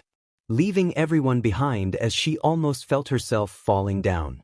She didn't know what was going on, but she knew that the necklace was causing this to happen. She felt heavy as the necklace pulled her away from Midoriya. Achiko. You've got to fight this. Midoriya said through gritted teeth. Uraraka could barely hold on to him as the necklace pulled her away from him. Her hand was barely able to grip onto him as he held her tightly. Uraraka could barely tell what was going on as Midoriya fought for her. Uraraka felt the necklace fighting through this as if it were annoyed with Midoriya. She felt her vision going hazy and could barely focus on what was going on. She could see Midoriya for a moment, but then it went all blurry. Uraraka felt like she might pass out from dizziness from the magic and the necklace making her feel weird. She felt herself slipping away from Midoriya, and she could have sworn that he was yelling out to her. No. Achiko. Midoriya cried out, I won't let you go. Uraraka for a moment felt tears coming up through her eyes. Her grip was slipping, but she still felt his warmth embracing her. Uraraka felt him fighting for her, but she felt the necklace pulling her away from him. She tried to unattach it, but it was too late. Uraraka felt the necklace pulling her away from him and suddenly fell down. And everything went all black as she fell away from Midoriya, leaving everyone behind. In the woods, Midoriya had Uraraka's grip in his hands. She was right there in front of him. But suddenly he felt a surge of magic that felt different from any other magic. It almost didn't feel natural as it bursted out towards him and hit almost everyone around him. There was a weird backlash of magic looked almost black. Something about it gave Midoriya chills as he sat upright with wide eyes. He looked at the shrine and immediately got up to check on it. Achiko! Midoriya cried out. He opened the creaky door, And there was nothing there. Uraraka was gone. Whatever happened to her made him realize that she was now stuck in Maho no Kuni. Midoriya didn't know what just happened, but that necklace somehow lured her over to this place. It dragged her out here to bring her to Maho no Kuni. He wanted to hope that maybe Sakura was the one that wanted to see her. But something about this magic made him realize that it was someone else entirely. Midoriya stood there, staring at the abandoned shrine. He opened the door again, hoping that she would show up or some kind of portal would open up. Nothing. Nothing had changed. It was abandoned or empty as if it were any other regular shrine. No. Midoriya mumbled to himself. He felt tears running down his face, worried about her. He didn't know what to think, knowing that Sakura didn't do this. That magic was entirely different and gave him chills. He felt it all around him still as if this magic had a lasting effect on him. He could feel it as if it were trying to tell him something. As if it knew that he was there right beside her. Midoriya then heard a voice that made him stiffen up, and he turned pale white. Izuku Midoriya. You're next. Midoriya felt that, not knowing who this was. But for some reason, the presence felt familiar. Midoriya had never met someone like them before. Whoever it was wasn't just after Uraraka, but him as well. He couldn't understand why they were after him too and didn't just bring him along with her. He would have been fine with that just so he knew that she was okay. Achiko. Midoriya said through tears. Midoriya couldn't even fall to the ground with chills making him stiffen up. He still felt that presence all around him like they were watching him from afar. He didn't know what to do as everyone worried about Uraraka and him. Midoriya? What just happened? Ida asked him. Where's Achiko? Himawari asked him. Midoriya could barely say anything as more tears came running down his face. He didn't even know how to explain things to his half-sister. She knew nothing about this other world beyond theirs. She finally somewhat knew about it, but didn't know how this even happened or what it was. That answered things for them as he gritted his teeth in anger. Someone took her. Midoriya said to them through his teeth. They took her to get to me. Class 2A were confused and in shock as they gathered around him to help him. Some of them were on the verge of tears, hearing this about Uraraka and Midoriya. But they were confused as to how he knew about this. What do you mean they took her to get to you? Yaoyorozu asked him. How do you know that? I could feel it. Midoriya said to them as he stiffened up. It still feels like they're here. Watching me. Class 2A felt that as they looked around to find nothing around them. Just trees rustling in the wind. And ancient shrine that somehow took away Uraraka. It was quiet. Almost too quiet as the trees rustled in the wind. It picked up as everyone just stared at the shrine. They didn't know what to do, confused as to how this could even happen. Midoriya stared at it as if it might somehow bring back Uraraka through sheer will and determination. But nothing happened. Midoriya then noticed Bakugo letting down Princess Emi. He had carried her all the way over here. Bakugo, despite not knowing her very well, wanted to get to Uraraka right away. He didn't even notice Ida staring at her like she had something to do with this messy situation. Even All Might was confused and didn't know what to do about this. He was just as pale as Midoriya as he tried to figure out what to do next. Everyone was worried about Uraraka as Bakugo walked up to the shrine. Midoriya noticed him trying to remember a shrine like this around the hiking trail. His eyes looked frustrated like he couldn't figure out what to do next. His fists tightened a bit, and Midoriya realized how much he cared about her. Before he could say anything, Princess Emi did before he could. I'm sorry. They all looked at her like she was responsible for this. Even Ida looked horrified to hear her say this out loud. I should have seen this coming the moment I saw her necklace, Princess Emi said to them with tears in her eyes. Ida looked like he might blow a gasket as he stared daggers at her. Before Midoriya knew it, he pulled out his wand and pointed it at Princess Emi. Class 2A were all confused as he faced her with the wand in hand. Ida! What are you doing? Ashido cried out. Tell me what's going on in Maho no Kuni. Ida demanded. Clearly you know something that we don't. What happened to Uraraka? Ida pointed the wand and never wavered as if he might use it. Midoriya knew, however, that he didn't have a spell or anything that would help him. Ida. Let's calm down and figure this out together without getting riled up, Yaoyorozu said to him. Are you serious? Uraraka was just taken away from us by someone that's from Maho no Kuni. Right around the same time that this princess shows up. That can't be a coincidence. Class 2A all stared at her, and Princess Emi looked guilty for a moment. But then something about her changed when her eyes met up with Midoriya's. She looked like an actual princess for a moment and stood tall. She even wiped away her tears as if she could finally look at them with determination. Trust me. I have nothing to do with that witch, Princess Emi said to them. She's the one that took your friend. No princess would ever trust her, especially a fairy, whether I'm half fairy or not. Class 2A and All Might all stared at her like she knew something that they didn't. Something about her mentioning a witch made Ida and Midoriya stiffen up. They felt chills go up and down their backs as they stared at Princess Emi. Her eyes looked hurt for them, knowing that she understood what they were going through. A witch? Midoriya said to her with a pale face. You mean? You know this witch? Yes. If I know who did this, I'm not surprised that it's her, Princess Emi said to them. She's always playing by her own rules. Using dark magic to get her way and takes advantage of others. She even uses fairies' magical items and uses them against us. Midoriya and Ida felt that as if they knew something about this witch. For some reason, a flash of a witch they met in the antique shop came up. Midoriya had chills all over him, remembering her touching his spell book. Then it all made sense to him as things unfolded right in front of him. Emi, what's this witch's name? Midoriya asked her. Princess Emi didn't hesitate as she spoke up. But before she did, they heard rustling in the leaves and trees as someone ran over to the shrine. They all turned around to see an older man coming over to see them in a huff. They looked like they had been running a marathon as they tried to catch their breath. When he saw them, he was in shock to see them. He even didn't expect Midoriya and Ida to be here as well. Tachibana? Midoriya and Ida cried out in unison. What are you doing? Here? Midoriya asked him. His eyes looked horrified to see Midoriya as he tried to catch his breath. Then he walked over to him and looked him in the eyes. Something about him looked nervous for him, and Midoriya didn't like that feeling. It gave him chills without him needing to pull out a wand or anything. Soon enough, he grabbed his wrist tightly, catching his attention.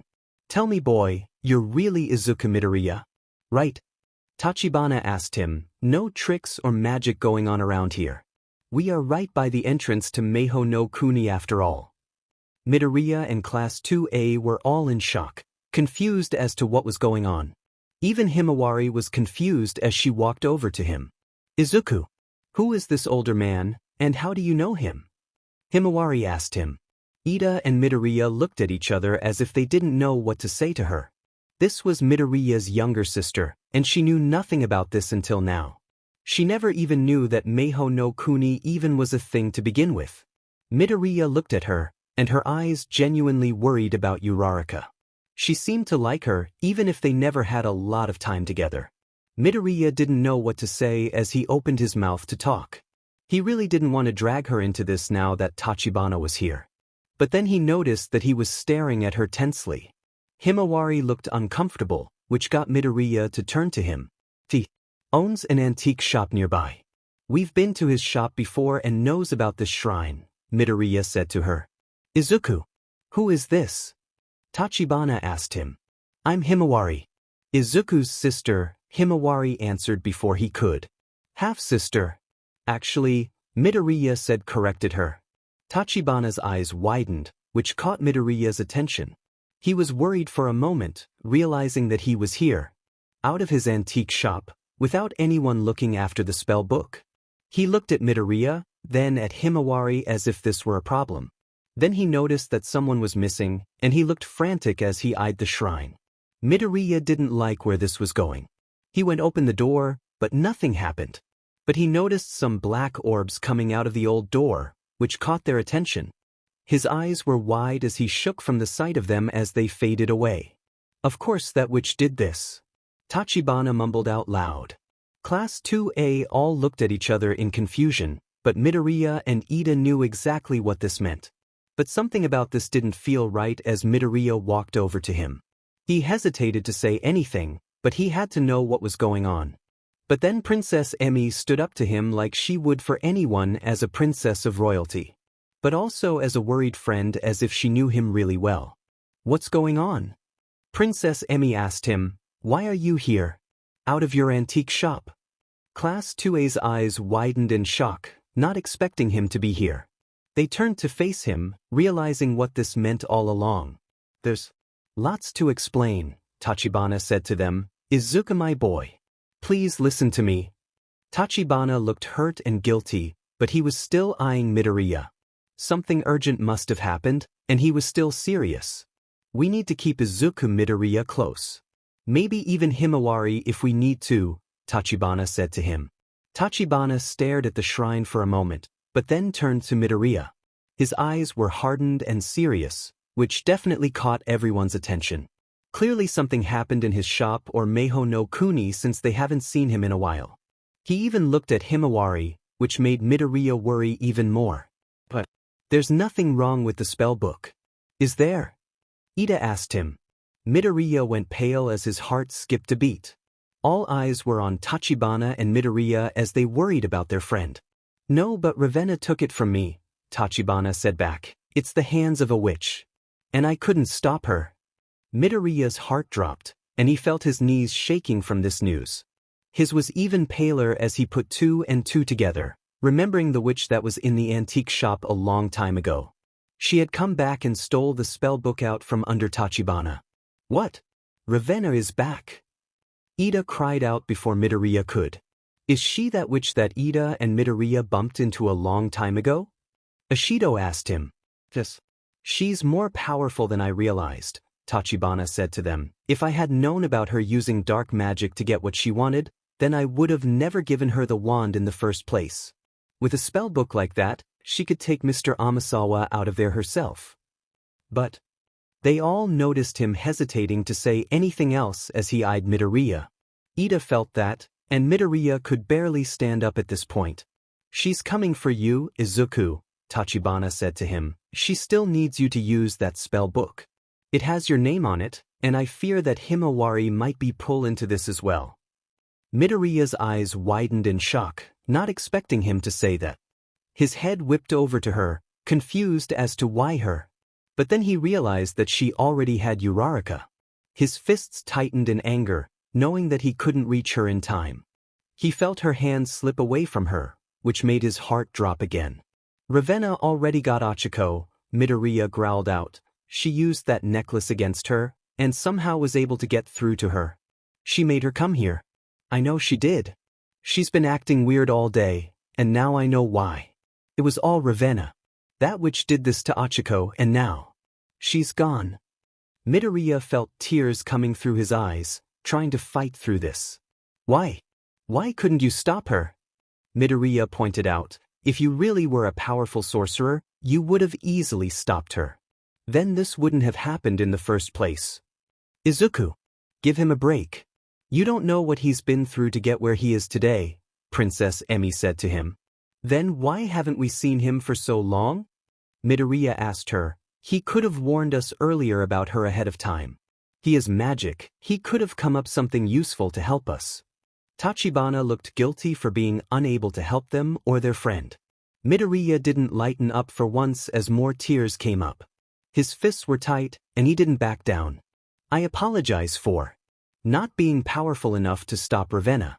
It is my fault," Tachibana said back. "But you have to understand that I'm not as powerful as I once was because I made the antique shop able to transport from Maho no Kuni to Japan. But it cost me as abilities and energy." Midoriya lightened up, hearing this from Tachibana.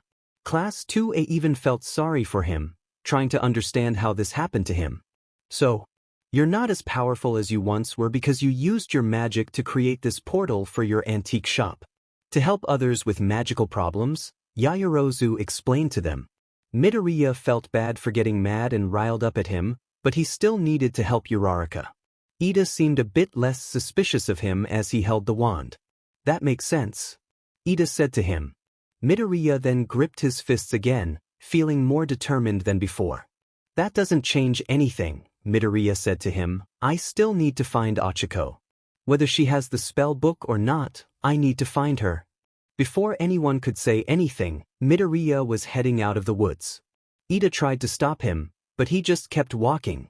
Izuku, I know that you're angry, but if Tachibana is right, then it means that Ravenna's setting up a trap for you, Ida told him. She stopped us from going into Maho no Kuni.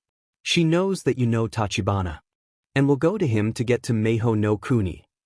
He's right, Bakugo said to him, this witch clearly knows what she's doing if she got through to Uraraka. Midoriya remembered Bakugo mentioning that Uraraka had seen the shrine when she was younger. He was shocked to hear about this, but didn't want to think what that could mean. He shook it off and wanted to worry about it later. Right now, he needed to find Uraraka even if he needed to walk into a trap. I don't care, Midoriya said to them, I need to find her no matter what. She didn't know what was going on, and I should have known all along that something was wrong. I need to do something about this before. Midoriya trailed off, and they all felt that. Even All Might didn't say anything, but then stepped up to say something. I'll go with you, All Might told him. I need to make sure that you're okay over there. I may not understand Maho no Kuni, but it's clearly a whole different world over there. I can't have you running around without me there to look after you. Midoriya was surprised at this, but didn't say anything. Soon enough, some others stepped up to join him. Even Ida and Bakugo said that they would help out. Me and Shudo will go with you, Yaoyorozu said to him. But what about your party? You've been planning this for a while now, Midoriya said to them. Don't worry about that, Tachibana said to them. Time works differently in Maho no Kuni. If you're there for a week, a day will pass by in Japan. Time moves slower for you guys than it does in Maho no Kuni. You'll get back in time for your party in no time if we do this right. Midoriya felt better, and so did Yaoyorozu and Todoroki. Midoriya then noticed some others were wanting to help him, but he knew that he needed help on the other side. You guys stay at UA, Midoriya told them. Tell Mr. Aizawa what's going on. We can't have Class 2A disappearing like this without any sort of explanation. They understood, and Aoyama, Sato, Shiro, Hagakure, Shuji, Azui and Wajiro stay behind. Don't worry. We'll stay and make sure things are under control, Ribbit, Azui said to them. Just make sure that Ochako is safe. Midoriya felt that and nodded to her. Before they could leave, however, Himawari stepped up to leave with Midoriya. Where do you think you're going? Midoriya asked her. What does it look like I'm doing? Going with my brother, of course, Himawari said to him. Someone has to keep an eye on you. No way you're going with me. You need to stay at UA, Midoriya said to her. Himawari didn't like the sound of that. What? Of course I'm going, Himawari said to him. You need my help. Not with Ravenna coming after me, you're not, Midoriya said to her. She could capture you and take advantage of the fact that we're related. You're not going. Himawari looked like she might throw a fit, but she tried to calm down. She rolled her eyes and crossed her arms. Before they left, however, she looked back up and suddenly hugged him. Midoriya felt that and hugged her back, feeling emotional for a moment. Just be careful, Himawari said to him.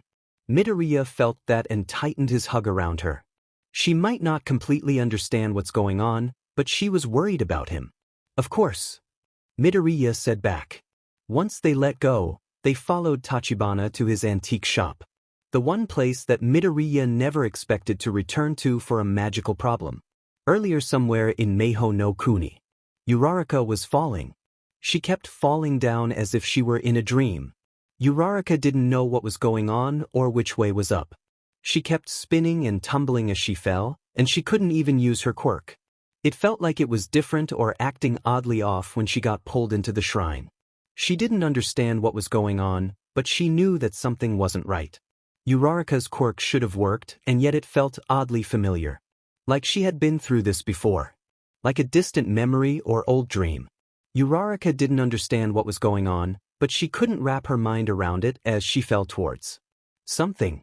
She was surrounded by pure magic as she fell. It felt really good, as if Sakura were here trying to help her. But something about it felt different. There was a weird black aura to it as she fell deeper into it.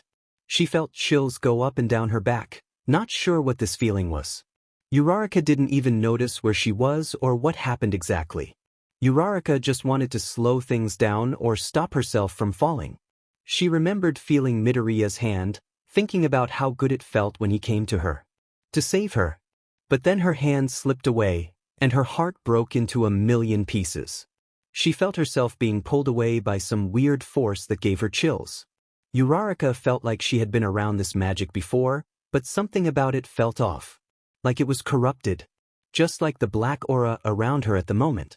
Uraraka felt the pure magic all around her, causing her eyes to sparkle and light up. She felt like she was more awake than ever before. Something about this told her that it wasn't a dream. She felt like someone was pulling her into this magical place. Before she knew it, Uraraka noticed the pure magic opening up as the light intensified. She squinted her eyes, unable to shield them. Then she suddenly tumbled through the grass and flowers, feeling pain all over herself. Uraraka ummed as she rubbed her head, trying to shake off this feeling. Then she noticed someone was standing there, waiting for her arrival. Uraraka barely had any time to process before feeling a bit intimidated. She even had chills before she even got a good look at her. Achiko Uraraka. It's been a while, hasn't it? This witch pointed out to her. Uraraka's heart skipped a beat, not understanding what she meant by that. Then she instantly recognized that voice somehow. Something about it felt nostalgic to her, as if it was a part of her childhood. She looked up to see someone that she hadn't seen in a long time. She thought that they were just from a dream that she had a long time ago. But now she was facing them, hat, cape and all. She even had a broom in her hand that screamed witch. Then her name came to her out of the blue as soon as she noticed her eyes and signature smirk. Ravenna, Uraraka said without thinking. Ravenna gave her a smirk as it widened even more as she adjusted the broom to the other hand. In the flesh, Ravenna told her, it's so thoughtful that you remember me after leaving me for so long. Uraraka's eyes widened in shock, realizing what was going on. She even remembered who she was to her as a child. All of her memories were coming back to her as she tried to stand up. She dusted herself off, feeling a heavy presence around her necklace. Uraraka was about to take off her necklace, then realized what was going on. Wait a minute. You did this. Uraraka said to her, you took advantage of my necklace. You were that voice inside my head and made me come here. Ravenna didn't even seem surprised that she figured it out. If anything, she seemed proud and full of pride. You're right about all of that, Ravenna said to her, but I did it for a reason. Well, maybe more than one reason. Uraraka didn't like where this going, remembering a weird moment between her and Ravenna as a kid. She was gripping onto the necklace, ready to rip it off of her neck. Uraraka was determined to go back to Japan, especially when Midoriya wanted her back. He was probably worried about her and so was everyone else. And you need me for your plans? Uraraka asked her, you know me somehow. And you did this to me before. We were friends or something? Ravenna gave her a smirk, but seemed a bit surprised that she didn't know anything. You really don't remember anything, do you? Ravenna asked her, you're my apprentice. We're supposed to be until you disappear on me for 5 years. But it looks like you have grown faster than I expected. I sometimes forget how time works wherever Tachibana teleports here and there from. Uraraka didn't expect that, realizing that there was a time difference. She didn't know for how long she had been gone. But based on what she said, she hadn't been gone for a long time. They probably were trying to figure out what to do over there. It was Maho no Kuni that seemed to go by faster. She had reminded herself of that since it might seem like it will take forever for them to show up. Uraraka didn't even know how she could even go back. Unless she could find another shrine around here somewhere. Then she eyed the ancient shrine she had tumbled out of. She didn't even realize that she fell out of the shrine in the first place. It all happened so fast. Uraraka then stared daggers at Ravenna, realizing that she looked up to someone like her. This which took advantage of her as a kid and was now took her away from her friends. She didn't understand how she would ever look up to someone like her. Unless things were different back then. Something about her did seem less pure of magic and more black and dark looking. Something about her aura felt off, and Uraraka didn't like it. You were my teacher? How is that even possible? Uraraka asked her. Oh. You came over here unexpectedly a long time ago, Ravenna said back. You were lost and didn't know how to get back. I found you, and I brought you in to teach you some things about being a witch. You picked up pretty fast, but struggled because of you weren't from here.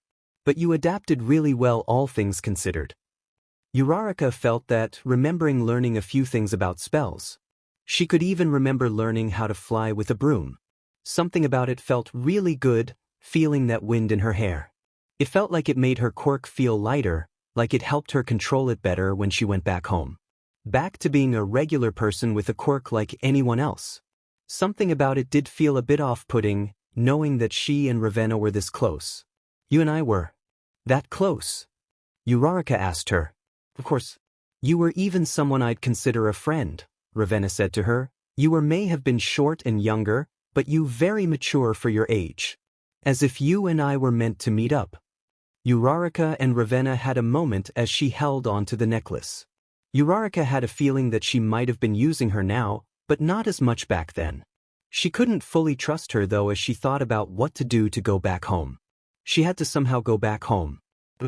I would love to stay, but my boyfriend and friends are probably worried sick about me, Uraraka said to her. Uraraka was about to pull of her necklace, but then she noticed something poking out of her bag around her hip. It was Mr. Amisawa's spell book. The one that got Midoriya stuck into and was soon sealed away. Uraraka's heart dropped as she stepped away from Ravenna. Ravenna noticed her hesitation, which made her feel more intimidating as she faced Uraraka. Something about her magic felt stronger, as if she was ready to defend herself. Where did you get that spell book? Uraraka asked her. You shouldn't even have that. Ravenna didn't even say anything to her, and Uraraka knew that she couldn't trust her. Before she could even rip the necklace off, Uraraka felt something absorbing into it. It made her freeze up as an icy cold sensation wrapped all around her. She felt like a shadow wrapped around her as a dark aura absorbed into her necklace. Uraraka tried to get away from her and leave through the shrine, but she couldn't even move. Her legs shook a little, but that was about it. Uraraka felt her vision blurring as she tried to fight through this dark magic. She didn't know what was going on as Ravenna tried to stop her from leaving. She could barely even see anything around as Ravenna stood out more than ever. Something about her aura stuck out as someone that she needed to stay away from. That cold sensation was all around her and she could barely feel her legs. Ravenna's eyes were practically glowing purple as her hands turned black from using dark magic. Sorry, Achiko, Ravenna said to her, but I can't let you interfere with my plans. Even if we were friends back then. Eventually Izuka Midoriya will come here with the help from Tachibana. He'll come here looking for this spell book, and I'll get what I want because of him. Uraraka knew that she couldn't get away from her by herself. She could barely focus on getting back home and felt herself being pulled towards Ravenna. Eventually she felt herself relax as she felt herself go limp. Her head felt so heavy and cold as she felt this dark magic take control of her. She couldn't even think about Midoriya and her friends in that moment. Achiko, you're coming with me. In the streets of Japan. Midoriya was worried about Uraraka a lot. He couldn't even contact her or anything as they headed over the antique shop. It felt like the longest walk to the antique shop ever. He really wanted to go there so badly already, but had to be patient with Tachibana. Even if he didn't fully trust him at the moment, he needed him to get to Maho no Kuni. Midoriya then noticed Princess Emi walking alongside him. She was quiet and seemed to understand why he was upset. Princess Emi didn't even try to talk to him as they headed over to the antique shop. Tachibana kept walking as they got closer to the antique shop. Midoriya felt chills, remembering what it felt like to have that spell book in his hands. At first it was great, but then it somehow got worse as he kept around him. If he had known about it beforehand, he would have never gotten that necklace or the spell book in the first place. Now Uraraka was in trouble because he let her keep it. He should have just given her a different necklace to replace it. But it was special to her because of Sakura. Uraraka would probably understand, however, that she might need to distance herself from it. Midoriya shook it off for a moment, trying to focus on getting to the antique shop. Tachibana was explaining things to the others that didn't understand Maho no Kuni very well or his shop. Midoriya listened to a bit of it, knowing that things were a bit different over there. My antique shop can teleport from Japan to Maho no Kuni pretty easily, but Ravenna somehow used her magic to pull it back over to Maho no Kuni, Tachibana told them. She definitely used a bit of dark magic to do so. I would never use dark magic, even to help others. Midoriya felt that, knowing that Uraraka was in trouble with someone like her around. He remembered seeing her up close when she noticed them in the shop. She seemed really interested in the spell book, which gave him chills. She needed him to use the spell book, and Uraraka got dragged into this because of him. Midoriya felt bad for her, knowing that he needed to do something about this. Dark magic? That's actually a thing. Ida pointed out. Yes. Very much so, Tachibana said back. It's something that is rare and powerful, but dangerous to use.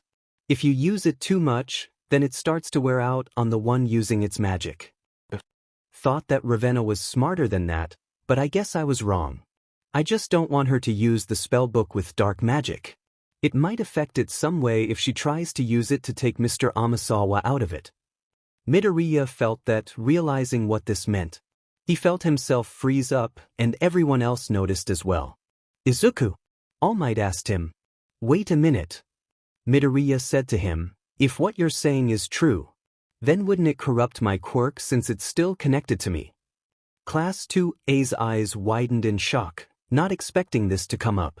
Midoriya didn't feel any different, but he was worried about his quirk since All Might gave it to him in the first place.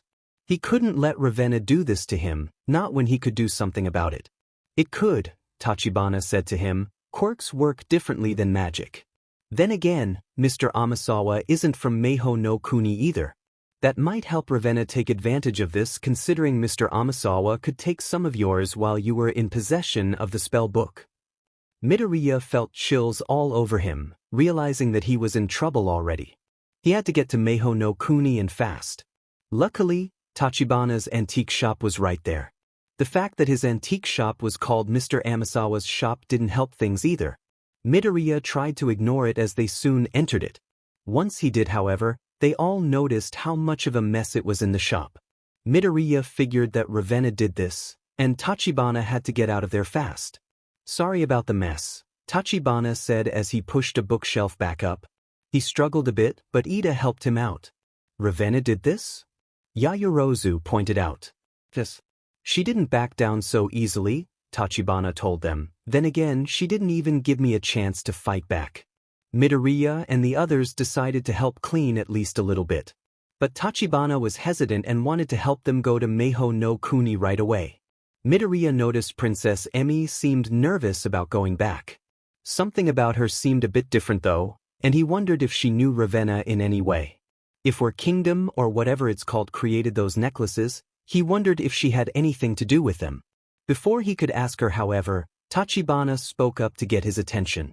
He had moved some things away from a tassel that looked like a way to pull a lever.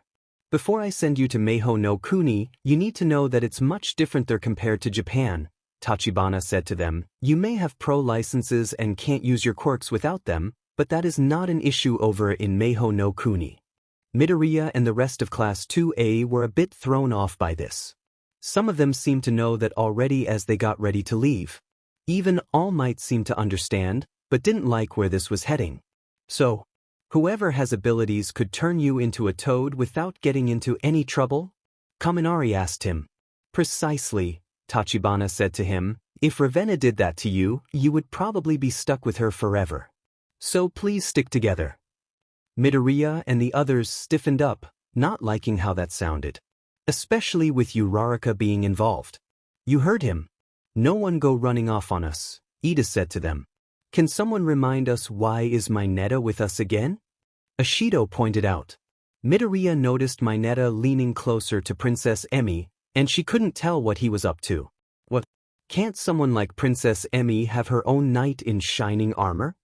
Mineta said to them, Don't worry, Princess Emi. I will look out for you. I won't let anyone take you away. All of the girls rolled their eyes, and Ashido soon walked over to Princess Emi to get her away from him. Don't even bother with him, Emi. He's not worth it, Ashido said to her. But he seems nice, Princess Emi said to them. Trust me. You don't want to be anywhere near him, Yaoyorozu said to her. Princess Emi didn't seem to know about social cues when it comes to someone like Mineta. Midoriya kind of felt bad for her as the girls stood up for Princess Emi. Mineta didn't seem to like that, but Bakugo got him to shut up without Zero around. Tachibana soon grabbed the tassel lever, but warned them something as they looked at him. You might want to hold on to something, Tachibana told them. Midoriya and everyone else looked at each other and soon grabbed onto the nearest bookshelf, pillar or really heavy magical item they could find. Once they were ready, Tachibana pulled the lever. Once he pulled it, they all felt a strong rumble underneath the shop. It didn't seem to affect the items or bookshelves from toppling over, but they still felt it coming over them. Midoriya felt a bit motion sickness from the rumbling as it kept going. He looked through the window, noticing them go from the streets of Japan to a appealing silver color that surrounded the shop. Midoriya couldn't look away, realizing that it was pure magic or at least something similar to pure magic. Something about it felt a little bit different, and he wondered if it was because of Tachibana being a sorcerer and not a fairy. It seemed to make the ride to Maho no Kuni a little bit intense as they held onto the magical items and bookshelves. Midoriya felt a bit nauseous and some of them didn't like it either. Midoriya did notice, however, something going on with his quirk. It felt a bit different. He noticed that it was getting weaker or maybe something else. But then he felt like he was surrounded by magic as if he were outside with the pure magic. It felt so good, but something did feel off.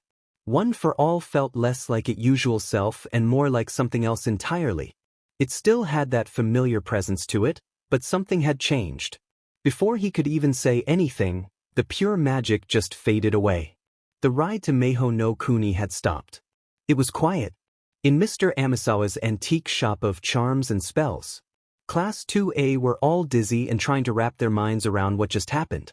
The rumbling from the antique shop stopped and it was quiet for a long time. Some of them were a bit nauseous while others were trying to shake off this dizzy feeling. Is everyone okay? Ida asked them. Yeah.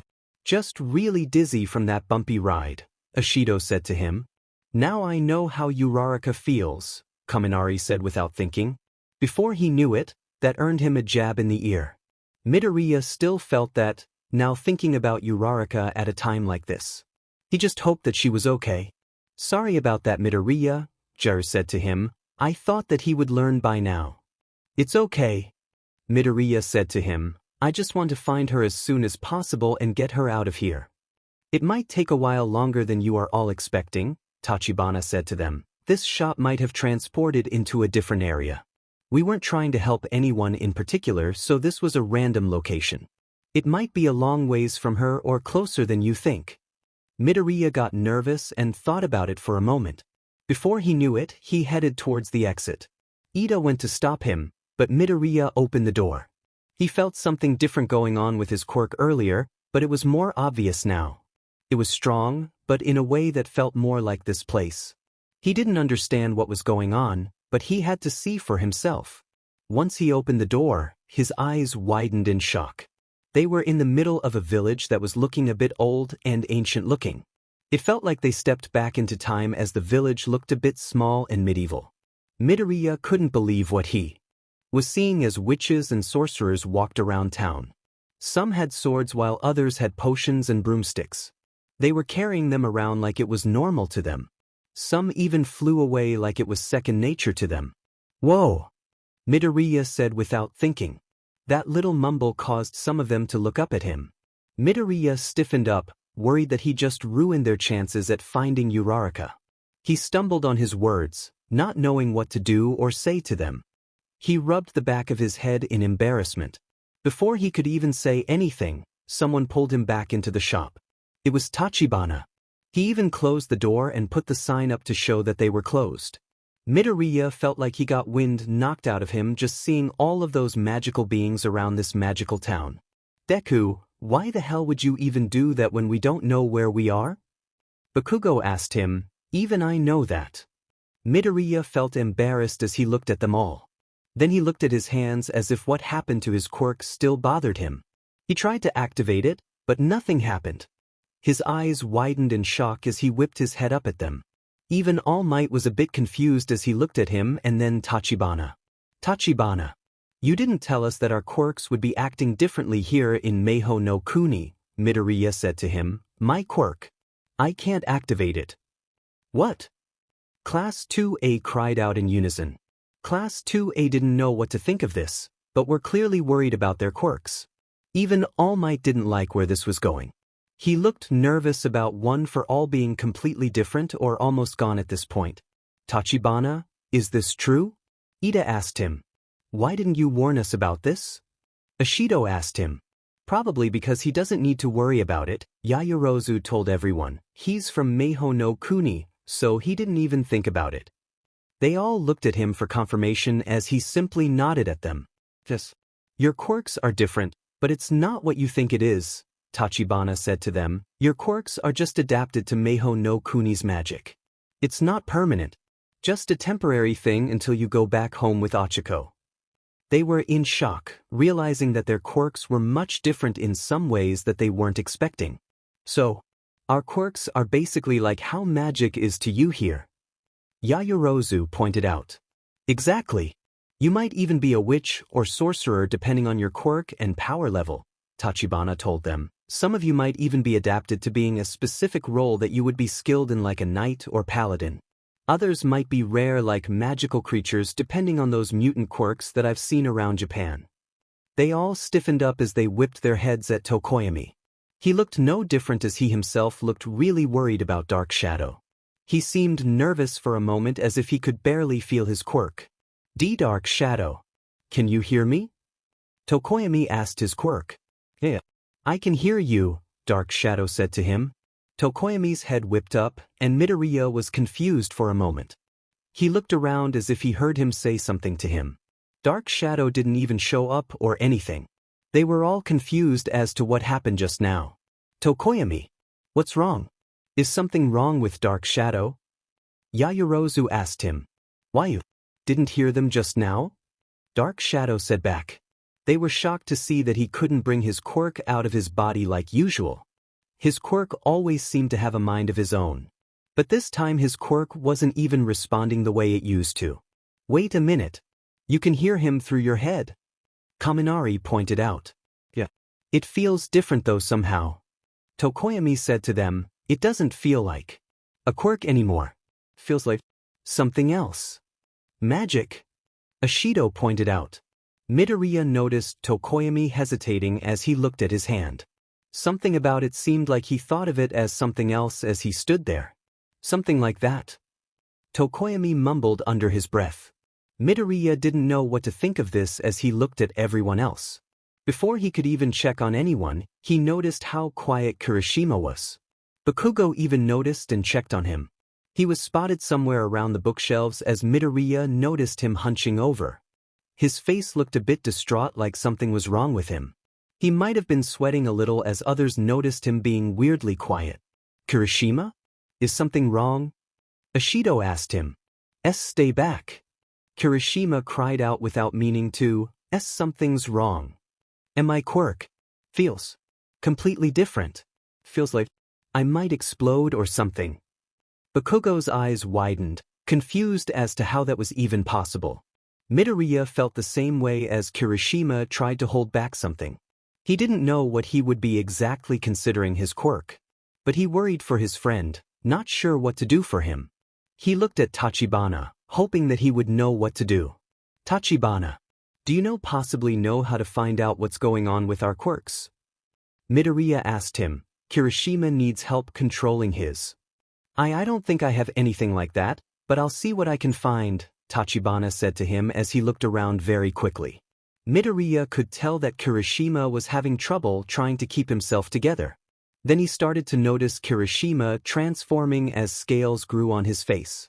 Bakugo's eyes widened in horror, confused as to what was going on with him. He even grew horns which caught Ashido's attention. He was becoming something else entirely, and they didn't know what. Kirishima's mouth was even smoking as if he might let off some fire or something. Midoriya's face was pale white, knowing exactly what was going on as Sakura's information came up as her voice rang like a bell. Tachibana, do you have anything to stall or stop transformations? Midoriya asked him. Actually, I think I do, Tachibana said over the counter. Give me a minute. Midoriya knew that Kirishima didn't have a minute as he held onto whatever he had left of himself. Bakugo was worried about him, confused as to what was going on with his partner. Class 2A didn't know what to do to help him as they tried to calm him down. Then Princess Emi walked over to Kirishima, and Midoriya noticed her looking a bit more serious. But something about her seemed calmer. She soon walked up to him as she looked at Kirishima with soft eyes. Kirishima looked up at her as if she could do something about this. Midoriya's eyes lit up, realizing that she never really used her magic before. Kirishima, let me help you calm down, Princess Emi said to him. She soon reached out to him, which seemed to cause some kind of magic to appear in the palm out of her hand. It was golden, similar to a fairy. But something about it also looked lighter, like a silver color. Midoriya noticed that Princess Emi's magic was helping Kirishima calm down. It seemed to help him transform back into his normal self. They were all relieved to see Princess Emi's magic able to help their friend out. Soon enough, Tachibana came over with a necklace. It wasn't a crystal, it looked like a dark piece of metal with a symbol on it. It looked like a dragon. If Midoriya's right about this, then this'll work. But only as a way to help control the transformation better, Tachibana said to him. It might burn a little for a moment. Kirishima agreed to it, and no one else noticed the symbol as Tachibana placed it around his neck.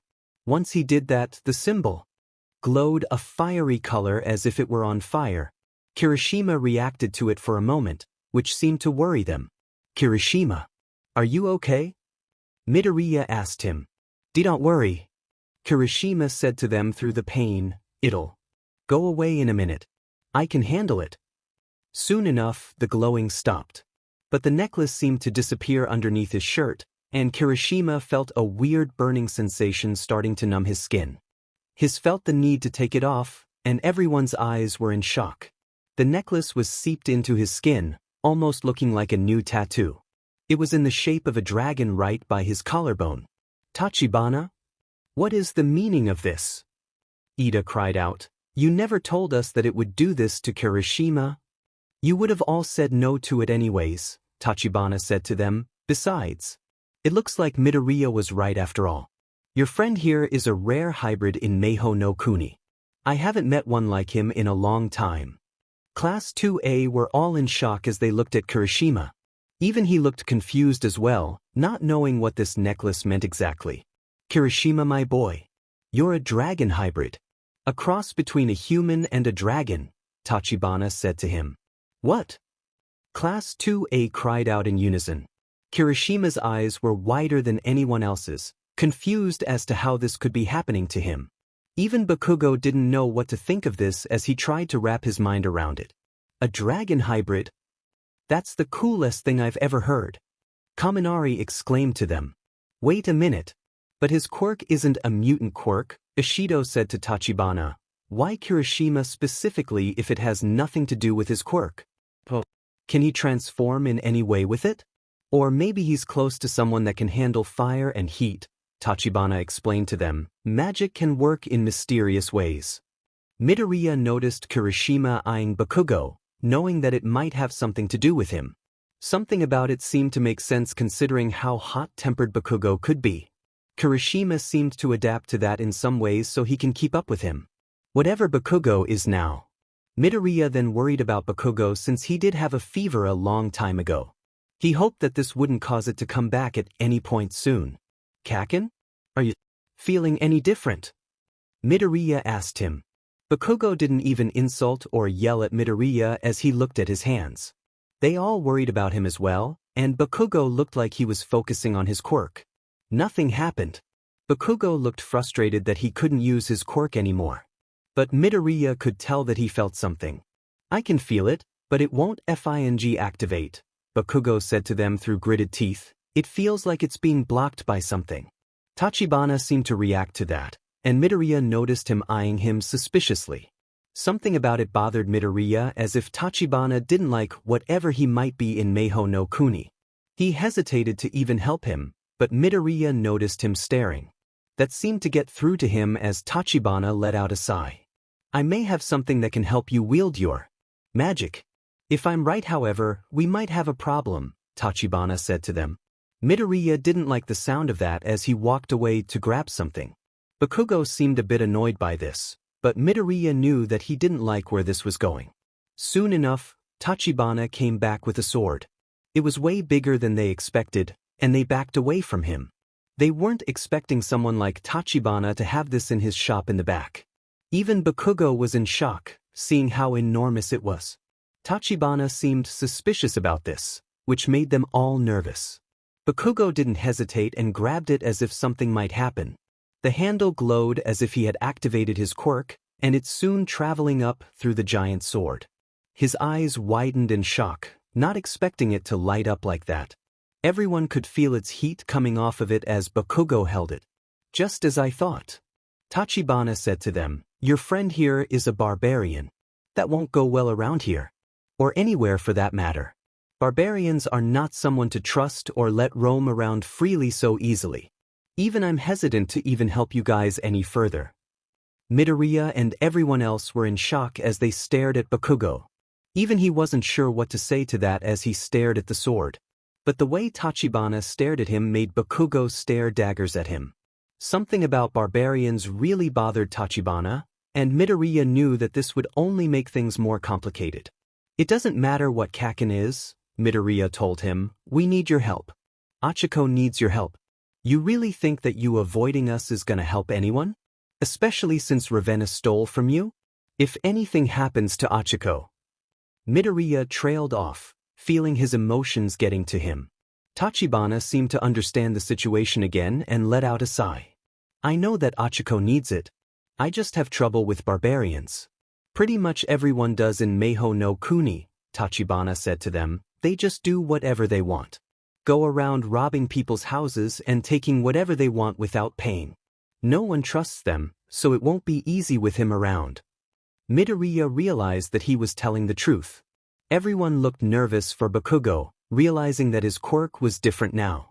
He couldn't use it the way he always does this time around. He really needed to stick with them or hide somehow without being spotted. Class 2A didn't like where this was going as they looked at Bakugo and everyone else. "Well then, what do we do, Tachibana?" Yaoyorozu asked him. "We can't go out there if we don't know what kind of quirks or magic powers we may or may not have. What if we cause a scene without meaning to?" Tachibana thought about it for a moment, trying to think of a plan for them. Even Midoriya didn't know what to do as Tachibana tried to figure things out for them. Then he thought of something and walked over to the back area to grab something. Soon enough, he came out with a sword that looked a bit different.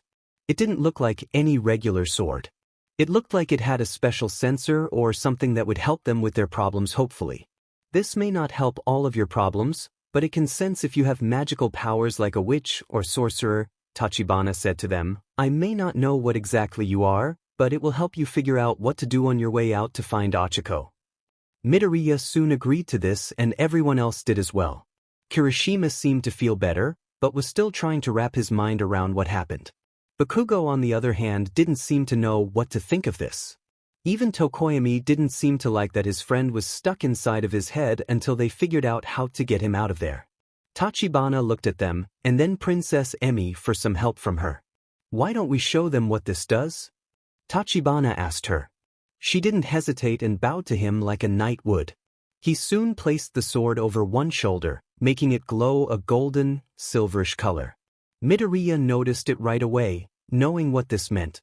He placed it over her other shoulder, making it glow a bit brighter. Tachibana looked at it with sparkles in his eyes and a wide smile. Princess Emi is half fairy, half sorcerer. The queen is a fairy, and the king is a sorcerer. She's a rare hybrid, but very powerful, Tachibana said to them. Midoriya's eyes widened and stared at her as she noticed him doing so. "So, sorcerer, magic is like a silver magic or something like that? I noticed that your magic for this antique shop is silver as well," Midoriya pointed out, "and fairy magic is golden just like when Sakura flies." Tachibana nodded at him, and Princess Emi seemed impressed that he noticed this about their magic system. "Fairies are closer to pure magic than any other magical being or creature," Princess Emi told them. "Sorcerers are pretty close, but dabble into some things here and there that fairies wouldn't go near. Witches, however, they can be a bit complicated. Midoriya and Class 2A felt that and soon felt themselves leaning towards her to know more about witches and possibly Ravenna. Princess Emmy hesitated, but soon opened up to them. Witches. They are similar to sorcerers or mages depending on how they go about magic, Princess Emmy said to them. They may have similar powers, but they go about magic differently. They usually manipulate others and magic itself to get what they want in ways that sorcerers and mages would never. Fairies and witches don't even get along because of this. Midoriya then remembered possibly seeing black magic coming out of the door to Maho no Kuni. Something about it gave him chills, and he worried about Uraraka. So, what you said about dark magic is true then? Midoriya asked them. Princess Emmy and Tachibana turned pale white, and Midoriya knew that it wasn't anything good. If a witch or anyone for that matter uses dark magic, they are corrupted by their own magic, Princess Emmy said to them. It takes over them slowly, and usually doesn't have a way of reversing it. It's a slow-going process, but it's powerful and sometimes hard to defeat depending on the spell or charm. If Ravenna really is using dark magic, then she's going to be hard to defeat and get your friend back. I just hope that she won't use it on the spell book. Midoriya felt that and automatically looked at his hand. He couldn't feel a difference, but he did have that feeling that someone was watching him. It gave him chills, but he tried to shake it off. He noticed everyone watching him, and he tried to not make it a big deal. Look guys, I'm fine, Midoriya said to them. Let's just let Tachibana help us out with this, and then we can get closer to finding out where Ravenna is. They agreed as Tachibana faced them in a line. Bakugo and Kirishima didn't even have to do anything, knowing what they got already. Midoriya stood there, hoping that they can be on the road soon enough. In Mr. Amisawa's antique shop of spells and charms, Midoriya watched Class 2A bowing to Tachibana to check on their quirks and magic level. First one put was Yaoyorozu, and she looked nervous. She hesitated but kneeled down anyway. Tachibana soon put the sword down beside her shoulder, causing it to glow. It was pretty bright and showed them a color that seemed almost white. It had a bit of a silver glow, but it was definitely white, which confused them. Wait, what does white magic mean? Kaminari asked them. Tachibana smiled, and Midoriya was relieved to see that Yaoyorozu got something pretty good. He was worried that it was something else entirely. He finished by putting the sword over Yaoyorozu, confirming his suspicions as the glow brightened up. It looks like your magical powers are pretty strong, but more so on the mental side. You're very strategic, I'm assuming? Tachibana asked her. Yaoyorozu looked at him with some confidence and nodded to him. Wait, I am. Yaoyorozu said to him. Then it seems like Maho no Kuni has adapted your quirk into being a mage. A very good one it seems, might I add, Tachibana said to her. Mages' powers aren't usually so flashy and bright. They're pretty resourceful when it comes to learning about magic, spell books and charms. They learn from others more than being born from magic. They even create their own magical items based on what they've learned. Tachibana quickly ran over to shelf, which confused everyone. He soon came back with a long box as he handed it to Yaoyorozu. She was confused and opened it to find a wand. Her eyes lit up as she whipped her head up in amazement. It was an appealing, white wand with a crystal at the end of the handle. It wasn't perfectly shaped, but it fit really well in Yaoyorozu's hand. Tachibana. I can't take this without paying for it, Yaoyorozu told him. This is yours, and I don't have the money to pay for this. Keep it, Tachibana said to her. Think of it as a gift to help find your friend. I want to help in any way that I can. Besides, this is specifically meant for mages. It will transform as you learn more magic. That's why mages are known to have white magic. They start with a blank canvas and work their way up. Soon enough, you'll have a wand that will shape into what you've learned. Yaoyorozu hesitated as everyone tried to get a good look at it. Yaoyorozu's eyes looked like they might tear up, especially when Tachibana gave her a spell book. For a start on learning about magic, Tachibana said to him, don't worry. I wrote it myself. Mr. Amisawa has nothing to do with this one. Yaoyorozu seemed so in awe by this as she respectfully bowed to him. Midoriya noticed Ida looking a bit jealous as Yaoyorozu walked away from him to look at it for a bit. Soon enough, the next person went next. It was Todoroki, who seemed a bit more okay with what was going on. Midoriya did notice him look nervous, however, once he kneeled down. His quirk was kind of a big deal in UA, so it must have felt weird checking in on it to see what happened to it. Soon enough, Tachibana placed his sword over shoulder. Immediately it glowed silver and was bright. Something about it seemed to react differently, as if his magic level was really strong. Tachibana's eyes widened in shock as he placed the sword over him and onto his other shoulder. It brightened up even more and confirmed what was going on. Interesting. You're definitely a sorcerer. Your quirk must be really powerful for it to be going off like this, Tachibana said to him. Your quirk adapted to Maho no Kuni, so it's possible that your quirk may be better at other kinds of magic. What is your quirk exactly? Half cold, half hot, Todoroki said to him. I can control ice on my right side, and I can control fire on my left side.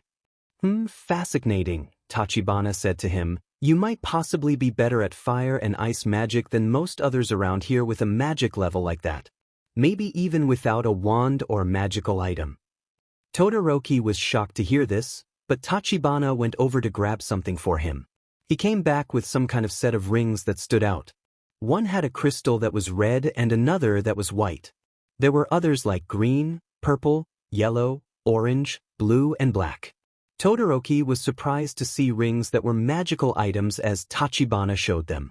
These rings were meant for someone with elemental magic, Tachibana told him. They should work for you, especially at your level of magic. Todoroki looked at Tachibana and soon took those rings in particular.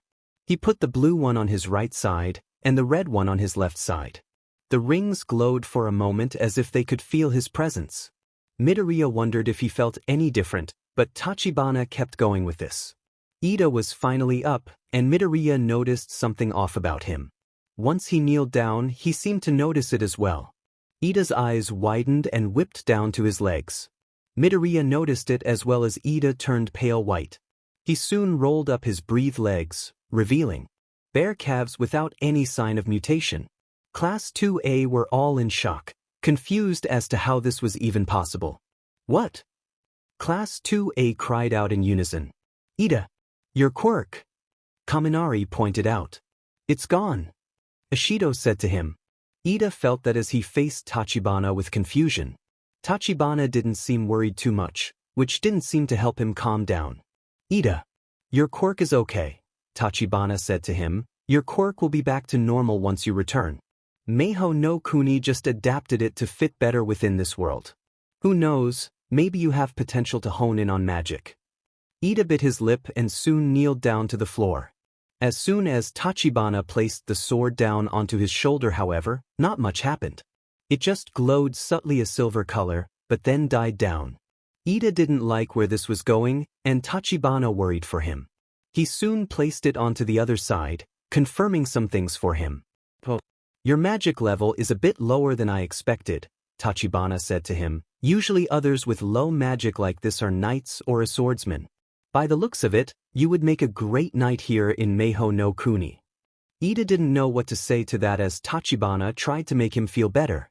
There's actually a shop around here specifically for swords, shields, and other things related to knights, Tachibana said to him. You should probably check it out right away. They'll know what to do. They are actually a good friend of mine. Thanks, Tachibana, Ida said to him. Ida didn't say much, and Midoriya felt bad for him. He soon left them alone as Mineta was up next. Once Tachibana placed the sword onto him, nothing happened. Mineta looked really annoyed, and Tachibana stayed like that for a moment. Tachibana was shocked to see barely any magic coming through him as he placed it on the other side of his shoulder. Interesting, Tachibana said to him. What does this mean? Mineta asked him back. It seems you have the lowest magic level I've ever come across, Tachibana said to him. There's some, but not much. Mineta gave him a glare, and Kaminari bursted out laughing. Ha! You have no magic at all. Kaminari cried out. That's a good one. Hey! He said that I have some, Mineta said to him. Besides, maybe it's wrong. This is never wrong, Tachibana said to him, making Mineta blush from embarrassment. He left them alone as Kaminari kept laughing. Mineta didn't even look at anyone as he joined the rest of them in the corner. Kaminari went up next and kneeled down by Tachibana. He soon placed his sword onto his shoulder, and it glowed. It was kind of silver, but it wasn't that strong. It wasn't as bright as Todoroki's and was much stronger than Mineta's. Tachibana soon put his sword on the other side of his shoulder, confirming it for him. Your magic is different from the rest, Tachibana said to them. It's not as strong as Todoroki's, but also different from Mineta's. It felt like you might be leaning more towards a specific kind of magic. It's possible that you're specifically good at an element with your quirk. What is that exactly? My quirk is electrification, Kaminari told him. I can shoot out electricity, but it's hard to control. Not to mention it makes him kind of dumb if he uses it too much, Jiru said to him. Kaminari blushed from embarrassment, but Tachibana wasn't paying attention to that. This is different, Tachibana said to him. You would probably be a really good Fletcher. Fletcher? Kaminari pointed out. What's that? A specialized crafter, often a type of ranger or skilled artisan, Yaoyorozu told them, specifically with bows and arrows. But I'm not good at precision, Kaminari said to them. Bows and arrows would be the worst weapon for me. Trust me on this. Not unless you go to a specific crafter in this area, Tachibana said to him. There's a crafter that makes bows and arrows specifically for Fletchers. They can make you something for your electricity magic specifically. They will know what to make, and you should be able to hone in on your magic through them. Kaminari ummed a little and soon settled down in the corner. Soon it was Jiru's turn, and she seemed nervous, maybe more than Yaoyorozu. Jiru soon kneeled down, and Tachibana put the sword over her shoulder. The sword barely had much of a reaction to her and glowed almost as much as Ida's. She looked upset as Tachibana put the sword on the other side of her shoulder. Not much magic, unfortunately, Tachibana said to her. Women aren't usually knights, but it's possible to be a swordsman. Even a potion maker needs a bit more magic than this in order to make one. Jiru seemed to be let down by these results. He told her the same thing that he did for Ida and seemed okay with getting a sword. She soon waited with the others. Tokoyami was next, and he seemed a nit nervous. Since they already knew something was up, Tachibana soon did it without even preparing him. Tachibana's eyes widened as the glowing around the sword was black. Class 2A in a way didn't seem surprised, but were worried about him. Tokoyami noticed Tachibana looking at him with distraught eyes as he finished by putting the sword over his shoulder. Your magic is... Tachibana said to him, it's somehow strong for dark magic. And it's not even damaging you. Even Ravenna has powerful magic, but this is different. Class 2A were worried about him, and Tokoyami didn't know what to think of this. Tokoyami? Midoriya said to him with worried eyes, are you okay? Tokoyami looked at his hands, clearly not sure what to think of this. He hesitated to say anything as his eyes widened. Yeah. I feel no different, Tokoyami said to them, but Dark Shadow feels like something else entirely. Midoriya and Class 2A felt bad for him, unsure how to handle this kind of situation. Tachibana looked at the sword, knowing exactly what was going on. This magic, Tachibana said to him, it seems to be adapting based on his quirk as if it were some kind of curse. Tokoyami's eyes widened in shock as Class 2A all stared at him with worried eyes. They were pale and didn't know what this meant for their friend. Curse, Midoriya pointed out. What do you mean? Your friend's quirk seems to have something to do with the darkness and is strong around the shadows, right? Tachibana pointed out. Tokoyami didn't hesitate to answer as he nodded to him. This feels like it's gotten even stronger, Tokoyami said to him, but it's reacting differently to this place. Almost as if Dark Shadow became magic itself. What? Class 2A cried out in unison. Dark Shadow has become like a curse or spell. Ashido pointed out. It seems that way, Tokoyami said to them. Tachibana looked at him, but was distant because of what they found out. Your magic may act differently because of this, Tachibana said to him. Midoriya noticed him thinking about something important as if he were going through the shop mentally. Then he thought of something and went in the back to grab something. Tachibana was rummaging through some things, remembering that he had something that was sitting there. It was collecting dust for so long and now he could actually make use of it. Tachibana soon grabbed onto it with a towel around the handle. He couldn't touch it, knowing what it could do to his magical powers. It was sealed behind an old container, and now he was giving it to someone. Someone with strong, dark magic. Once he came back, Tachibana was holding a magical staff. It was dark wood that swirled and wrapped around itself. As it came to the top, there was a red orb that being held in place by the dark wood. Tokoyami looked at it as Tachibana tried to distance himself from it. Midoriya noticed him holding it in a way that made it seem like it might corrupt him in the process. This staff was in possession of a dark sorcerer, Tachibana said to him. I stopped him, but I never wanted to get rid of it just in case. But if you need it more than me, then it might help you more than me in the long run. Tokoyami hesitated, and Midoriya noticed a weird magic coming off of it. He got chills the moment he locked onto the orb. Something about its magic was chilling and intimidating as Tokoyami inched his way closer to it. Everyone in Class 2A were nervous for him as he soon grabbed onto it. They prepared for it to lose control. All it did was glow around the orb. It glowed red and black magic as Tokoyami held tightly. Tokoyami something coming over him, but something was soon coming out of him as it swirled around the orb. Tokoyami's eyes widened as Dark Shadow came out of the orb to greet everyone. Finally, Dark Shadow said out loud, it was crowded in there. This is much better. Dark Shadow, are you all right? Tokoyami asked his quirk. Yeah. I just didn't like being inside your head, Dark Shadow said to him. I mean, being a part of you is one thing, but being in your head is a whole other story.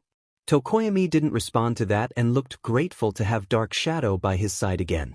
Thank you, Tachibana, Tokoyami said to him. I'm really grateful for your help. They all were relieved to hear Tokoyami sound so much calmer as they went back to Tachibana. Koda was up next, and he kneeled down nervously. Tachibana noticed how quiet he was, but soon placed his sword onto his shoulder. It glowed a lot brighter than anyone expected. It still wasn't at the level of Todoroki, but it was still strong. Not only that, it glowed a golden color which threw off Midoriya. Even Princess Emi was fascinated by this as she leaned in closer to look at it. Tachibana soon placed the sword onto the other side of his shoulder. Interesting. Princess Emi spoke up before Tachibana. You're not exactly a fairy, but have fairy-like qualities. Do you have a quirk similar to nature or animals possibly? Koda was nervous, but spoke up either way. Why? My quirk is Ani voice. It can allow me to communicate to animals and command them to do whatever I need help with, Koda explained to her nervously. Princess Emi's eyes widened, and even Tachibana and her shared a look of surprise. You're an animal whisperer? Princess Emi pointed out. Fairies would love you. We communicate with animals all the time. You know, you may help us in the long run with a quirk like yours around here. Koda couldn't help but blush and seemed a bit more confident as Princess Emi helped him up. Midoriya noticed something about his eyes hesitating to leave Princess Emi's side. The way Koda looked at her and blushed was a bit awkward as he stepped away from her. He could tell that Koda felt something coming over him in that moment. Ashido stepped up and soon kneeled onto the floor. She was eager to find out what she would get. Tachibana wasted no time and placed the sword onto her shoulder. It glowed a rose gold, but it wasn't as strong as fairy magic. It was the only one that was even this close to being a witch. Tachibana placed the sword over her other shoulder, confirming it for her. Interesting, Tachibana said to her. You're not a witch exactly, but strong enough to have some kind of magical ability. What kind of quirk do you have exactly? My quirk is acid, Ashido said to him. I can create acid with my hands and control it all throughout my body as well. Tachibana looked at her for a moment as if he could tell what she might be based on appearances. You seem very outgoing, which fits in with a lot of potion makers around here, Tachibana said to her. They're not exactly witches, but do help them out whenever they can with potions and charms. I know a few around here, and they are very nice and loyal for witches. A potion maker? Ashido pointed out, that sounds so cool. Can they make love potions? All the time, Tachibana said to her, they make love potions, enhancing potions for speed and strength, sleeping potions, truth potions. All kinds of potions that you can think of as long as you the materials, recipes, and ingredients to use them. Ashido smiled widely, loving her results. Midoriya couldn't help but feel good about this as she walked over to everyone else. He was soon next, feeling a bit nervous. One for All was so different now, so he didn't know what to think of this. He probably would get Sorcerer considering how strong his quirk is nowadays. He hesitated, but soon kneeled down as Tachibana placed the sword onto his shoulder. Midoriya got nervous for a moment and noticed that the sword was glowing a completely different color. It was a rainbow just like One for All. In Mr. Amisawa's antique shop of spells and charms. Midoriya's eyes widened, shocked to see that his quirk was still there. It made Tachibana's sword glow like a rainbow, which Midoriya was surprised by that. He thought that it would glow silver at least. But it was still just the same as his quirk back in Japan. He hoped that it wasn't a completely different thing altogether. But then he looked up to see Tachibana's face. He was shocked to see his sword glowing like a rainbow. Midoriya didn't expect him to look so in awe by this as Tachibana stared at it. His hands were even shaking, and Midoriya hoped that he was okay. This can't be, Tachibana said to himself. Midoriya's eyes widened and noticed everyone staring at him. Tachibana could barely get himself to place the sword onto his other shoulder. Princess Emi had to snap him out of it to do so. Once he did, his eyes weren't softening anytime soon. Tachibana even looked a bit in shock as he stared at Midoriya. He felt a bit embarrassed by this as he stood up to face him. Tachibana. You don't have to look so surprised, Midoriya said to him, that was probably just my quirk. It's kind of complicated, but it's always looked like that. My quirk was kind of passed down to me. It's not like any other quirk in Japan you may have come across. He's right, All Might told him, backing him up, it's different because I gave it to him. Tachibana's eyes widened, clearly not expecting this outcome. He stared at them as if he were realizing some things about Midoriya and his quirk. The way he stared at them made Midoriya a bit uncomfortable. Tachibana then looked away, trying to make sense of this. I haven't seen such power since, Tachibana said to them, trailing off, since the king pulled out a sword that deemed him worthy to be. Well, king. Midoriya's eyes widened, not expecting him to compare him to a king of all things. Even All Might wasn't expecting this. Midoriya felt embarrassed as he rubbed the back of his head as he looked away for a moment. Surely this king is on a completely different level than someone like me, Midoriya told him. Actually, the king from Etheria came from nothing and doesn't have any kind of magical power, Princess Emi said to them. He pulled the sword out with no magical powers or abilities. He was worthy of it and became king. I'd say you and him have similar stories when it comes to magical powers and quirks. Your MSTR gave you this quirk, right? Midoriya didn't expect Princess Emi to compare them and felt his face heat up. Midoriya could barely look at All Might as he thought about it some more. Wait, but he's just my teacher and predecessor, Midoriya told her. It's not like a sword, but I guess you could see it in that way, All Might said to them. Tachibana stared at him for a moment, and Midoriya could tell that he was noticing this as well. He soon realized that Tachibana was seeing the king in him as things unraveled. For a moment, Midoriya thought that he might tear up. Before he could, however, he wiped them away and faced him. Clearly there was more going on than he initially thought. Midoriya looked at his hand, unsure of how to go about this plan of theirs. How am I supposed to wield my quirk without being able to activate? Midoriya asked All Might. I need my quirk in order to help Achiko. One for All is important, but Achiko needs me. Tachibana looked at them, and Midoriya noticed him looking for an answer. Before he knew it, Tachibana walked over to him without hesitating. Izuka, my boy, Tachibana said to him, I grant you permission to use the king's sword. It is strong enough to withstand such tremendous power. It may be the only thing that can. What? Class 2A cried out in unison. Midoriya was in shock, not expecting Tachibana to tell him this. He thought that he would use just any regular, magical items. Not some kind of legendary sword that he would never touch or see himself. This was something straight out of a fairy tale. I can't take the king's sword. Midoriya exclaimed to him, wouldn't he need it to rule over Maho no Kuni? I gave you permission. We're close friends, you could say, Tachibana told him. I will send the king a message saying that you're coming by to borrow it. You can return it after you find your friend. Midoriya hesitated, clearly unsure about this. He felt his shaking, realizing what was going on. Midoriya didn't think that he would be worthy enough to wield such a legendary sword. Sure, he had one for all, but this was a sword that almost everyone knew about. It was a powerful sword that had unbelievable strength and power within it. He didn't know if he was worthy of such a sword. I know you can do it, Izuku, All Might told him. Don't forget that you and the king are more alike than you think. Like Tachibana said, you two didn't have any kind of quirk or magic power. You both earned it, and I know that you will do great things with it. Midoriya felt that and tried to take a deep breath in and out. Okay. Midoriya said to him, I'll try. Class 2A were ready and excited to finally head out there. Before they could, however, Tachibana stopped them from leaving the shop. You all can't leave looking like that, Tachibana told them. You'll stick out so much before you even step into a shop.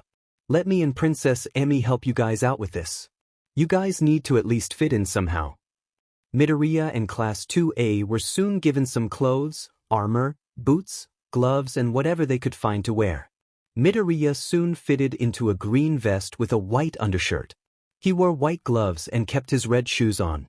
He wore blue breaths with metal knees and elbow pads. He even wore a brown belt with a sword ready for permission to use around his shoulder. He even wore some chainmail underneath his attire just in case. Midoriya felt a bit uncomfortable with the chainmail, but he knew that he would get used to it. He looked in a nearby mirror, feeling a bit like fairy tale character. It felt weird seeing him wearing an outfit like this. He felt like he could actually walk around now in Maho no Kuni. He let out a sigh, hoping that everyone was ready. He soon left the changing room to see most of them ready. Ida looked exactly like his hero costume back in Japan. He just didn't wear his helmet, but golden accents all around his armor. Ashido's chest was a bit revealed as she wore a strapless corset with a similar pattern to her hero costume. It was pink and a dark purple with brown armor that was made out of leather. She even had a brown belt around her waist. Her skirt was blue and was short, and her brown leather boots complemented the whole attire. She had purple socks poking out of them and went up her thighs. Dark purple gloves covered her hands completely and had brown belts over her biceps. Tokoyami wore a long, black cape over his attire, making it hard to tell what he was wearing. He had dark, medieval attire underneath with his staff in his hands. The only thing that stuck out were his black boots. Kirishima was shirtless with a silver vest on and a red scarf with a dragon-like pattern on it. He even wore silver breaths with a red cloth over them with a brown belt to tie it together. He had some gloves on with an armor over them. His black boots tied it all together and had an extra padding. Mineta wore brown leather armor over his chest, forearms and knees. A purple scarf was tied around his neck, making his attire come together better. His white undershirt stuck out as he wore yellow gloves with them. His yellow breaths had a belt around them along with brown boots to go over them. He even had a dagger that fit well in his belt. Kaminari wore a long, tan jacket with a white undershirt that had a bunch of belts and accessories wrapping around it. A red tie around his neck pulled it together. He wore black gloves with brown armor over his forearms. He even wore a black hat that stood out a lot. Black breaths really made it stand out even more. Koda wore brown leather over his white undershirt along with a brown belt around his hips. He wore tan breaths that had black boots to go over them. He had a dagger on him, but he didn't seem to like having one on him. Jairu wore armor around her shoulders, forearms, and waist. Her corset was purple and had armor around her stomach as well. She wore white breaths that had long, purple boots going over them. She even had a purple cape to go with her attire. Yaoyorozu was a bit more exposed than the usual warrior or knight. A hair accessory sat on her head and around her ponytail as she got ready. She wore armor around her chest, but revealed her stomach. There was armor all around her arms and had a belt around her hips as a red piece of cloth went down her legs. Long, armored boots that went with her outfit went all the way up her thighs. Todoroki wore a long, blue vest with white sleeves and brown buckles around the vest and sleeves. A brown belt wrapped around his hips that helped his vest look more medieval. He even wore some tan breeds that complemented his outfit really well. His boots were the same blue that had a golden design around them. Even All Might was ready and wearing a full-on medieval outfit. He had a bit of mysterious look to him as a cape flowed around him. He had a purple scarf under the cape and a gray undershirt underneath it. He had some armor around his forearms and knees, but he couldn't get used to the feel of them. He had some dark gray, fingerless gloves on that went with his attire. He even wore some black boots that made him look mysterious. Midoriya's eyes sparkled, in awe at how amazing everyone looked. He couldn't stop staring at how different they looked outfits like these. "Wow, you guys all look amazing," Midoriya exclaimed to them. "We really gotta wear these?" "The whole time," Todoroki pointed out. "Of course, we've gotta blend in better if we want to find Ochako," Midoriya told them. "Besides, Todoroki looks like a Prince Charming in that outfit," Ashido pointed out. "Yaoyorozu, don't you think so?" Todoroki didn't seem to be fazed by this as Yaoyorozu stared at him with a red face. "And maybe a little," Yaoyorozu said to her, "but we're not here to fairy tales and Prince Charmings, Ashido. We need to find Ochako. We might even need to get that spell book away from Ravenna along the way." Midoriya felt that, knowing that she was right, they needed to be prepared for anything. But then he noticed that Bakugo wasn't ready yet. "Kaken? Aren't you ready yet?" Midoriya asked him. Bakugo was still getting ready and was refusing to come out. "There's no way in hell I'm coming out looking like this," Bakugo exclaimed to them. "You go without me." Kirishima soon went over to where he was changing and tried to convince him to come out of there. Midoriya was confused as to why he was hesitating, but soon Kirishima was pulling him out of there. Midoriya could tell that Kirishima was struggling to get him to leave with him. Soon enough, Bakugo came out in his attire and all. He wore a long red cape that had white fur all over it around his shoulders. He even had necklaces on around his neck that stood out along with earrings. He was shirtless but had sleeves to go with his cape. He wore black briefs with brown, leather knee pads on them. He even wore a pair gray boots with fur on them. Midoriya and everyone else were staring at him, not expecting him to look the way he did. Something about it seemed a bit different from everyone else's. Midoriya wondered if it was because he was a barbarian. Bakugo's face was red and could barely look at them with attire like this. "Kaken, it's not that bad," Midoriya said to him. "Not that bad?" Bakugo exclaimed to him. "I look ridiculous." "So does your hero costume," Mineta said underneath his breath. Bakugo's eyes stared daggers at him, which made Mineta flinch on the spot. "You want to say that again, you little pervert?" Bakugo growled out. "And no. I'll shut up now," Mineta said to him. "Kaken, we all gotta do this," Midoriya said to him. "Ochako needs us. I know that you at least care enough to help find her. We can't let Ravenna take advantage of her or that spell book. Especially since we know she will whenever she gets the chance." Bakugo was quiet for a moment and looked at Midoriya. He took a deep breath in and out, trying to shake this feeling off of him. "Fine," Bakugo said to him. "We better make this quick and find that King Arthur guy. Looks like you all need some weapons as well."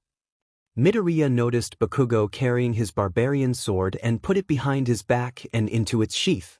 He was shocked that Bakugo could carry it so easily. Before they could even leave, Princess Emi called out to them. "Wait for me. I'm finally ready to go," Princess Emi said to them. Midoriya's eyes widened, surprised to see a princess in front of them. She was wearing an outfit fit for a princess who was part fairy and part sorcerer. Something about her stood out even more than before now that she was back in Maho no Kuni.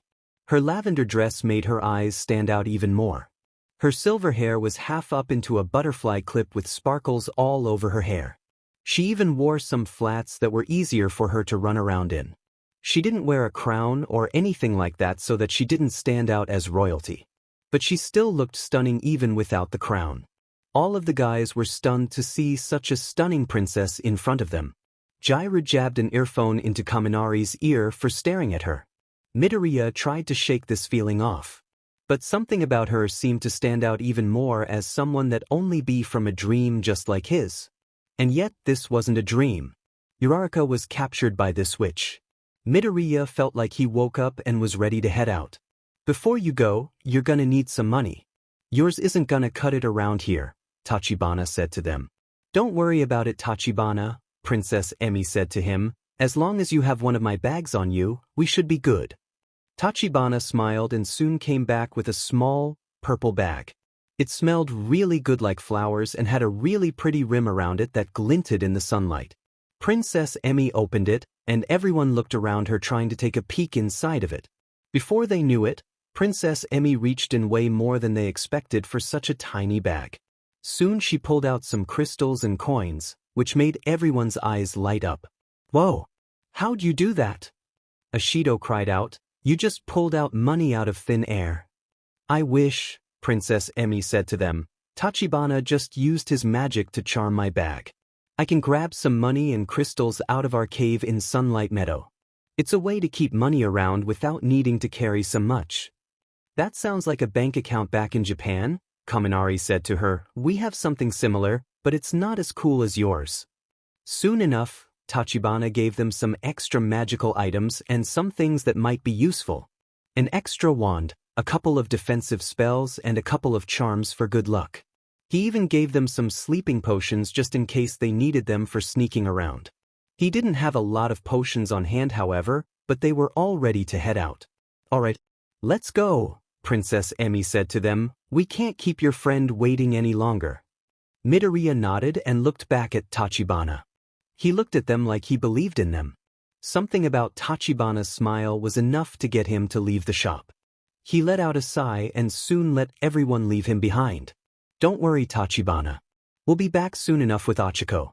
And hopefully finally stop Ravenna and Mr. Amasawa once and for all. Before he knew it, Midoriya and his friends left the antique shop. Tachibana stood there nervously, hoping that he was right. Good luck, heroes. Somewhere in Maho no Kuni, Ravenna walked through the woods with her friend tagging along. She didn't say much, but she did what she was told quietly. Uraraka walked alongside her, looking a bit dazed and confused. She didn't even speak up or really acknowledge her that much. Uraraka just walked beside her without needing to stop for any reason.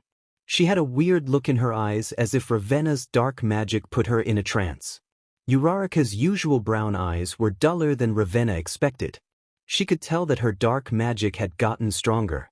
Uraraka's eyes were so dull that she thought that she might pass out at any moment. But she kept walking and following Ravenna's commands. Ravenna couldn't help but smirk as they headed into the woods. It was thick and dark in there as they kept going. Ravenna knew this place like the back of her hand. They were almost at her place as they turned a corner. Ravenna felt a bit relieved to finally be home as she spotted her place nearby. Her house was small and a bit run down, but she liked it that way. It was a dark wooded house that looked abandoned in the woods. She even had some ravens around it that she may or may not have cursed a couple of others into. She thought that they got what was coming to them as she smirked at them. Ravenna was gonna fly to her place as she tightened her grip onto her broom. But then she would have had even more trouble traversing through the woods with her old friend. Come on, Achiko, Ravenna said to her, let me show you around the place. It's a bit run down, so I hope you don't mind the mess. Ravenna soon let Uraraka into her place, and she noticed that it was messier than she expected. There were cobwebs, dust bunnies, and spiders everywhere in the entranceway. Wow. It really has been a long time since I've been home, Ravenna said to her. Sorry about that. I've been traveling a lot more lately. If I had known I was going to have some company, I would have planned ahead. Think of this as a surprise visit with Ravenna. Your old friend. Uraraka didn't say anything, but Ravenna noticed her necklace glowing a bit from that comment. Ravenna knew that she was fighting against her dark magic. She couldn't help but be impressed that Uraraka was able to even fight against her magic. Not to mention that it was dark magic. Ravenna felt a slight burning sensation around her wrists from the dark magic being used, but tried to ignore it. "Come on. I want to show you where I work on my magic," Ravenna said to her. Ravenna headed towards the basement and opened the old, creaky door. It was loud, but Ravenna soon headed down into it. Uraraka followed her down there without any hesitation. Ravenna kept going and soon noticed how much better it felt being home. She had her ingredients, recipes, supplies, and even cauldron in the middle of the basement. She soon placed her broom onto a hook and sat down onto a stool. "What a day," Ravenna said to Uraraka. "I hope you're okay with the long walk here. I would have flown us here, but it would have been too difficult with you like this." Uraraka looked like she reacted to that, and Ravenna gestured to a stool nearby. "Go on. You can sit," Ravenna said to her. "Make yourself at home." Uraraka sat down as her eyes dulled down even more. She sat there, looking a bit stiff as if she wasn't the one doing this. Uraraka didn't look comfortable as Ravenna looked through her things. She soon thought about the spell book and took it out immediately. Mr. Amisawa's spell book. It was still in great condition. It wasn't responding that much, however, as she grabbed it. She was confused as to why it stopped. Ravenna looked at it closer, trying to figure out how to go about this plan of hers. She soon opened it to reveal Midoriya's name to herself. Something about seeing this kid's name made her really annoyed. She couldn't use this spell book just because some kid got to it before she could. Ravenna always had a connection to Mr. Amisawa and his spell books. She always found his spell books very helpful and got a couple of them here and there from Tachibana's shop. But now seeing this one in the hands of some kid that found the one spell book she always wanted made her blood boil. She always knew about Mr. Amisawa getting sealed into this spell book. She always wanted it because of how much power it had now because of it. She wanted him to herself for multiple reasons. But she had to figure out a way to use this spell book. She needed Izuku Midoriya. Whatever this power was, she knew that it must be his quirk. At least that's what she heard from Tachibana and whatever Japan was like. She knew about quirks, but never cared to learn about them until now. Whoever this Izuku Midoriya is had a very strong quirk. Strong enough to get Mr. Amisawa interested in it. She could feel Izuku Midoriya's power through this spell book. She knew that Mr. Amisawa used it to swap spots with him. Ravenna smirked, knowing that she could use this to her advantage. She went through some ingredients, wondering what to do next. Ravenna had to do something and for once didn't know where to start. She needed to find a way through to Mr. Amisawa. Before she could even look at her recipes, she caught a glimpse of Uraraka's necklace. Her eyes widened, knowing what that was. After all, she was the one who gave Mr. Amisawa that necklace. Ravenna walked over to Uraraka, and she didn't flinch from her intimidating walk. She eventually grabbed onto the necklace and flipped it around to look at it. Ravenna remembered that day very well, but she didn't want to dwell on the past. All she wanted was to use this somehow. Ravenna knew that Mr. Amisawa and Sakura had a thing and somehow Uraraka got pulled into this mess. She smirked at her, knowing what to do next. In Misty Hollow, Midoriya, his friends and Princess Emi all headed out of the antique shop. The sunlight was blazing down on them as they shielded their eyes. Once they could see, however, a lot of eyes were on them immediately. Since they all walked out of the antique shop all at once, it caught everyone's attention that were walking by. Sorcerers, witches and other beings and creatures walked by them. They were mostly sorcerers and witches, but clearly there were other hybrids that Tachibana may have mentioned here and there. Some looked more creature-like than others, which made some of them stiffen up. Even Princess Emi was a bit hesitant to leave the antique shop. Midoriya could tell that she was a bit sheltered. Tachibana has transported into Sunlight Meadow clearly since they knew each other. But nothing more than that. He felt bad for her, but they had to keep going. For Uraraka. "Come on. We can't draw attention to ourselves," Midoriya said to them under his breath. "Let's just get to that store with those weapons, maybe grab other things and head to the king's castle. Hopefully Tachibana will have messaged him by then." They all agreed and headed out towards other stores in town. As they walked through the town, however, others kept staring at them. Midoriya could tell that usually sorcerers and witches didn't usually travel in a big group. Just based on looking around, They seemed to be either alone or have someone with them like a henchman or someone to learn from. There were a lot of them with someone like how he looked up to All Might. They must have been like an apprentice to them. Some of them were really young and looking towards them for guidance. Something about it made Midoriya happy to see kids wanting to learn some kind of magic. He just hoped that it was for good reasons and not like Ravenna. Something about the thought of Ravenna having someone around like their apprentice felt so wrong. For her to have someone to look up to felt chilling to him. He may not know her, but he could tell that she wasn't someone to be trusted. He just hoped that Uraraka was okay and was waiting for them to help her out of this mess. Midoriya, snap out of it so we can focus on going to that weapons shop, Ishido said to him. Why? Sure, Midoriya said to her. He soon looked around to see where they were. There were a bunch of different stores that they could go to. They had a potions shop that Ishido really wanted to go. Ishido and the girls went in there to look, but ended up getting Ishido some potions. She smiled, happy to have some on her to learn from. There was a shop that had some charms of all different kinds. They looked through the windows, but Princess Emmy was the only one that actually got them something in particular. They waited for her, and she came back with some charms for everyone. It was a protection charm. I thought that they might help, Princess Emmy said to them. Midoriya smiled at her, knowing that she meant well. Thanks, Emmy. I appreciate it, Midoriya said to her. I think everyone appreciates it. Before they could head out, however, Princess Emmy grabbed Midoriya's wrist before he could leave. He looked back at her, and he noticed her looking a bit more serious. Then she grabbed his hand and placed another charm into it. His eyes widened, noticing that she got him another charm. It was a charm that symbolized light. It's good to have one like this around Ravenna, Princess Emmy said to him. Someone like her is a tough and stubborn witch. You might need it in order to help Ochako. Midoriya appreciated this and accepted it immediately. Again. Thank you, Midoriya said back. He soon put the charm around his belt, feeling something coming over him. He felt less heavy, like someone was watching him. He felt like a weight was lifted off of his shoulders once he put the charm on him. He let out a sigh, feeling relieved that this presence went away.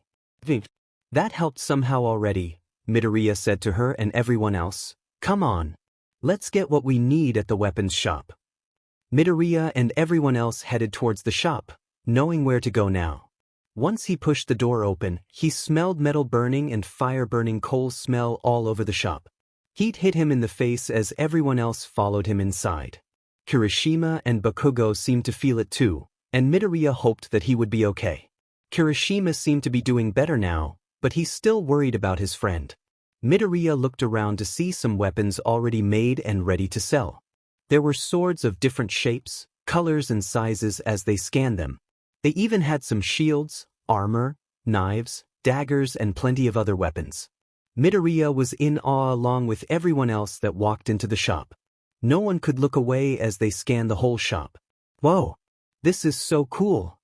Midoriya exclaimed to them. He then noticed a displayed sword that stood out to him. It looked so clean and polished as if it weren't ever used. The details in the sword were stunning and were made very precise with amazing craftsmanship. He tried to get a good look at it, but someone had snuck up on him. That caused him to jump as he stood up to face the shop owner. They were not who they were expecting as a young lady came in with burn marks and soot covered around her face and apron. Her bright blue hair was messy and up in a bun. Her eyes were golden as she smirked at them, bust mostly Midoriya at the moment. You've got a good eye, the lady said to him. That's just a display piece of the king's sword. I made it myself since he will never let me display it for my shop. Midoriya and everyone else's eyes locked onto that sword in particular. He never expected to stumble upon a replica of the king's sword. It was much more detailed than he expected. Something about seeing it before the actual, real thing was a bit intimidating. This is the king's sword? Midoriya pointed out. You must have gotten close enough to see all of those details. It's so well made. Yeah, the lady said with a smirk. I did get to meet him. But only once. That's all I needed in order to make this sword. It's quite the sword, isn't it? Yeah, Midoriya said to her. I don't suppose you know anything about the king, do you? The lady looked at him with a suspicious look, which made him stiffen up. but she soon backed away so she could clean the display case. "He's the best one we've ever had," the lady said to him. "Him and his emperor go way back. I'd say if it weren't for his he would probably still be a peasant without that sword of his." "Wait, are you saying that the king wasn't royalty? He was given the throne," Yayorozu pointed out. "Of course. Are you not from around here?"